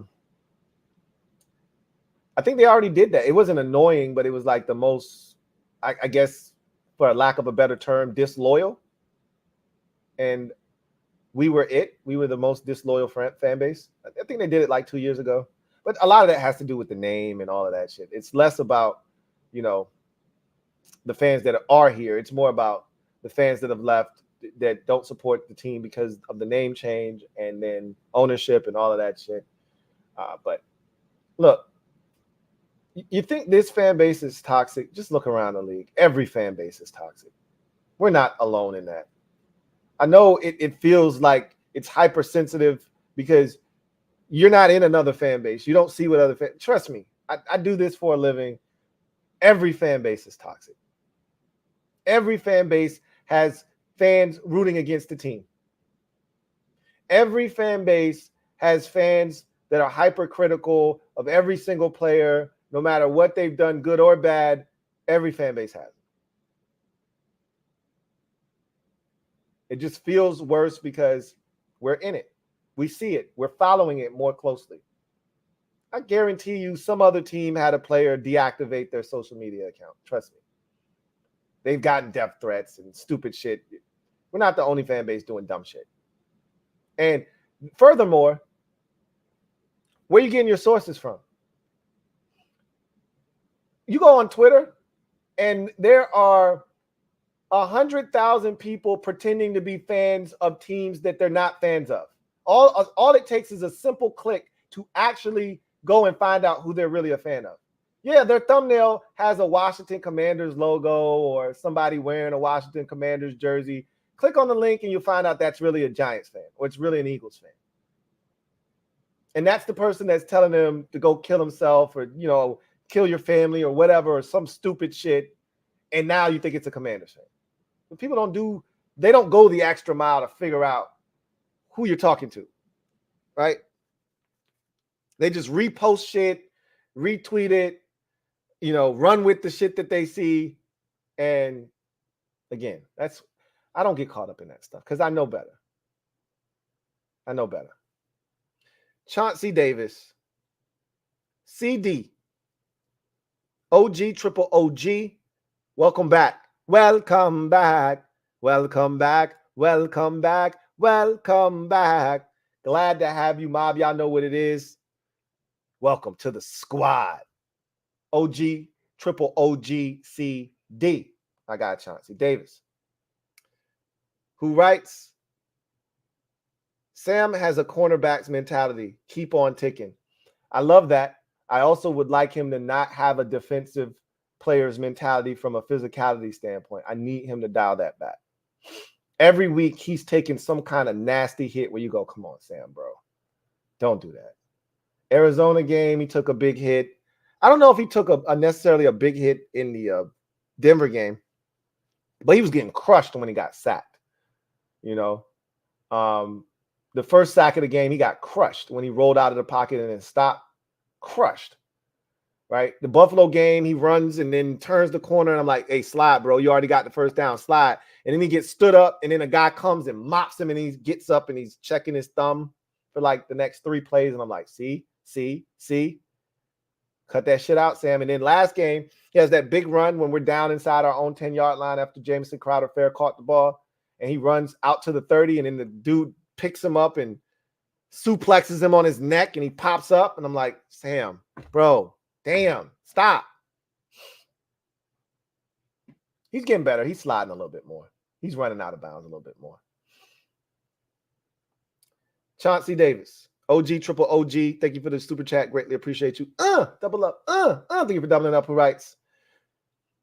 We ain't seen the best of Sam. Wow. Facts. He's just getting started. I was talking to Boss, and he was like, man, I was impressed with your quarterback. I said, Boss, I already told you in the preseason what this man was going to do. He don't pay no attention to me, though, because, I tried to tell him last year Carson Wentz was going to help this offense. He's like, Carson Wentz is trash. He's garbage. So he in one ear, out the other when I talk to him sometimes. I told him, I said, bro, I started a campaign behind this, man. He was like, oh, that's different. So I think he knew I was serious about Sam. And then he saw him. He saw him against the Ravens in the preseason, and he was like, hey, y'all might have something. That one, though, solidified it for him. He's like, hey, this man walked y'all down the field and scored a touchdown with no time left. I can listen to that Joe Davis call all day long. All day long. And the Commanders, down to their last breath, score a touchdown. I can listen to that call. That should give me goosebumps. I wish we would have went for 2. Touchdown! I really like him. I really like him a lot. Chauncey Davis, thank you for the super chat. Greatly appreciate you. I got Chauncey. Writes, Lou, Chauncey, do you think Sam plays with a chip on his shoulder? Yes, I do. You think Sam thought he was going to be a 5th-round pick? I can answer that for you. No, he didn't. Again, had he come out the year before, he probably would have been a 1st-round pick. But he wasn't eligible to come out as a sophomore. He was a true sophomore. So he had to stick around for an extra year. Even with everything that he dealt with, I think he still thought, I'll get drafted in the 2nd round. And he didn't get drafted until the 5th round. And he saw guys like Bailey Zappi and Malik Willis, Matt Corral go before him. And he's like, bro, what the F? Yeah, he's got a chip on his shoulder. He might not admit it, but he does. For sure. Fat American. Question mark? Nah, sad American. Thank you for the super chat. Greatly appreciate you. Thank you for being a member of the MOBB, who writes, our defense went punch for punch against a legit offense. Our defense hasn't, went punch for punch against a legit offense. Can't say against the Eagles last year. Our offense carried that. True.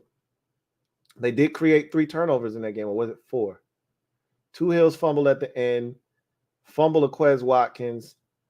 Goddard fumble. Pick of Hurts. 4 turnovers in that game. D only performs against bad to mediocre offenses. All those 1st-round picks, too. You're not wrong.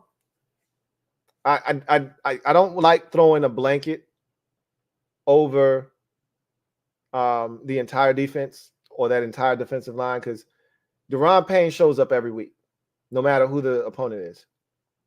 He got close a couple of times in this game. He saw a lot of double teams too, right? A lot of attention at 94. He shows up no matter who the opponent is.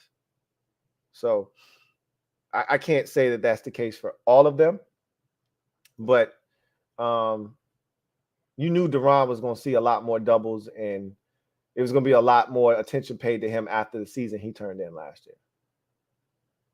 So I'm still waiting for him to have that breakout game. It could be this week where he really wrecks the game. We saw him wreck an entire drive against Denver, right? We know he's capable, fully capable. So you're not wrong, though. Anyway, I digress. That's going to do it for me, your man Louie T, here on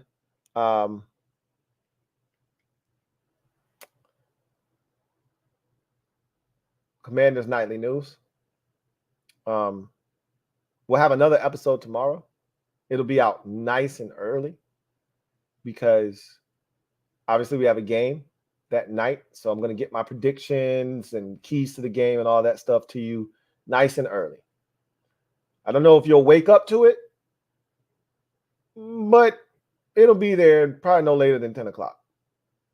So whatever the case may be on the lookout for that. And then, of course, you know where to find me when the game's done. So looking forward to all of that. In the meantime, do have one more super chat or a couple more. Sad American. Double up. Thank you for doubling up. Greatly appreciate you, writes. Just had to point that out because we got fans in here saying the D been carrying us. Yeah, against Houston Raiders, laughing my ass off. It's a lot of those fans that really truly believe that the defense can do no wrong. And I don't argue with them because they're not wrong in the sense that they've been the strong suit of this team. Whether we feel like they've been dominant is up to interpretation. They've had moments when they've been dominant. You give up 15 points in an NFL game, you had yourself a damn good day. Whether the offense that you're playing against contributed to that or not is irrelevant. You give up 15 in this league. You give up 10. You have 10 to Houston, 15 to the Raiders 2 years ago, 15 to the Seahawks 2 years ago. You do that, you had yourself a whale of a ball game. It's hard to stop teams from scoring 20 points in this league. We've seen a lot of teams score 3 points this year, though, or less than 10. But it's hard to hold an opponent under 20 points. You know, with all the rules that are slanted towards the offense, with all the talented players that exist in this league, it's tough.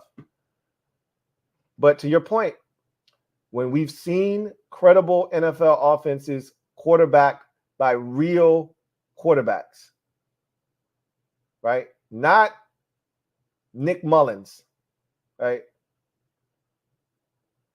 When we see Matthew Stafford, it usually doesn't end well for us. You know, when we saw Matt Ryan, we won that game. Matt Ryan carved us up. If their offensive coordinator didn't call a sorry-ass screen on 3rd and 6 or 7 or 8 or whatever and cut us a break, we lose that game. Even Matt Ryan was doing us in.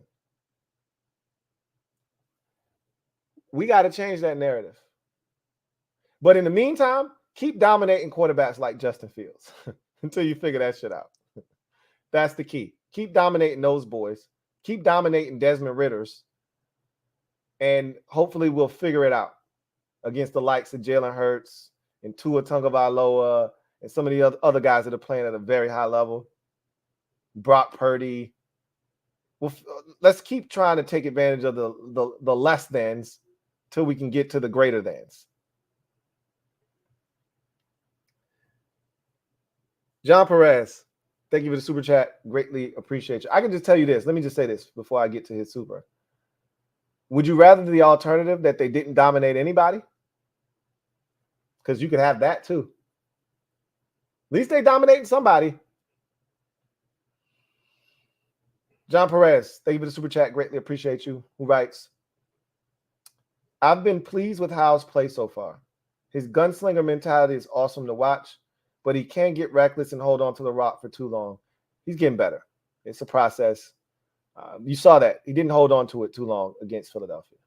Make smart decisions consistently throughout the game.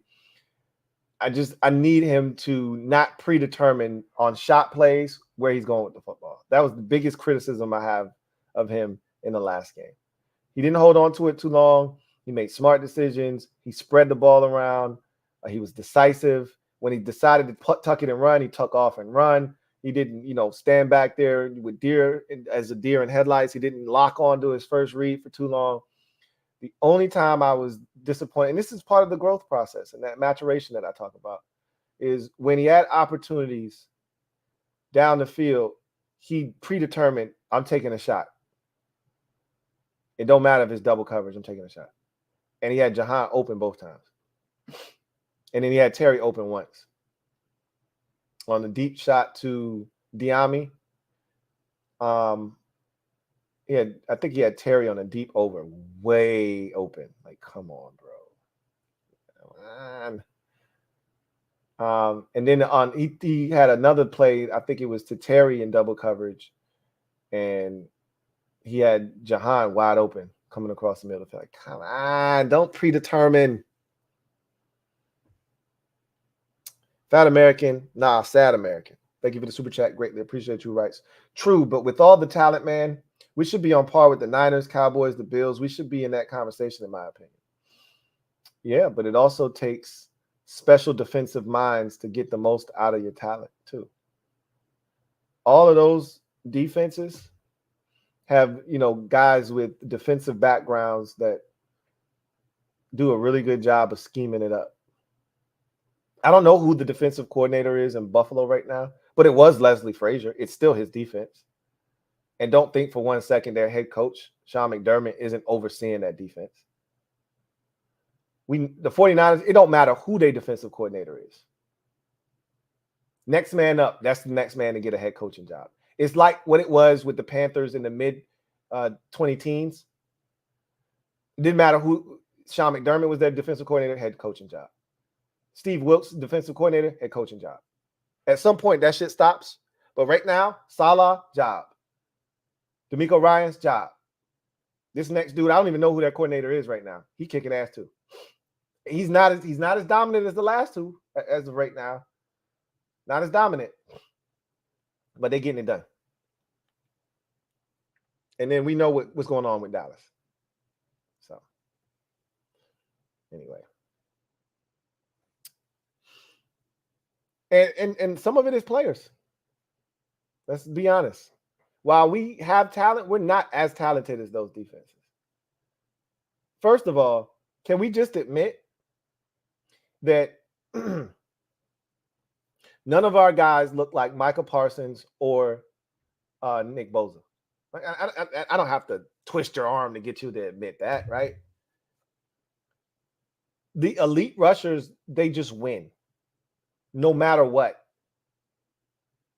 They're going, even if they don't get a sack, they're going to have 5 pressures and impact the game.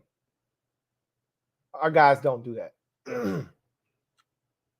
Our guys don't do that. You're not going to shut Myles Garrett out. He's going to make some kind of an impact. I don't care if he's double team, triple team, he's going to make some type of an impact. You're not going to shut Aaron Donald out. You're not going to shut TJ Watt out. You're not going to shut Nick Bosa out. You're not going to shut Michael Parsons out. He's going to do something to impact the game. You don't get that from our guys every week. Our guys are good. They're not elite. The edge rushers I'm talking about. I'll ride or die with my defensive tackles. Both of them. I'll ride or die with them. They're dogs. The edge rushers, they leave a lot to be desired. You could do a hell of a lot worse. Oh, John Perez. Thank you for the super chat. Greatly appreciate you. Who writes, last one. After seeing how wide open the NFC is, I feel much better about our playoff chances. Everybody not named Philly, Dallas, and San Fran is trash. I disagree with that. First of all, you should have known that going into the season. What did you see from the rest of the conference that led you to believe that there wasn't a chance for us to have a playoff spot with our name on it? We already knew that those were the 3 best teams in the conference. And I would tell you, don't sleep on Seattle. They're good. All right, add them to that bunch. Those 4 teams, to me, and Detroit. You left out Detroit. Like, Detroit is in that conversation. I know they got Jared Goff at quarterback, and that may be the deciding factor, but don't leave Detroit out of that conversation. Those 5 teams, to me, are making the playoffs right there. Dallas, San Fran, Philadelphia, Detroit, and Seattle. There are 2 spots available in the NFC. One of them should have our name on it. Tampa Bay is probably going to win. Tampa Bay or New Orleans is probably going to win the South. So then that reduces the number to 1, right? You play Seattle. They're not going to win their division more likely than not. You play Seattle. You got to say so in the matter. What you gonna do about it? Sad American. Thank you for the super chat. Greatly appreciate you. Who writes, hey, gotta leech off that Niners D coaching staff. You can't seem to go wrong there, right? But at some point, like you did with Ron in Carolina, with Eric Washington, you eventually run out of heat at the defensive coordinator position. Eventually, you run out of heat. So I don't know if it's happening in San Francisco yet, but eventually you do run out of heat. But until then, keep on pushing heat, bro. We'll see what happens. Anyway, I digress. You guys get out of here. I'll see you tomorrow, bright and early. Looking for your score and more. Give you the keys to the victory against Chicago Bears.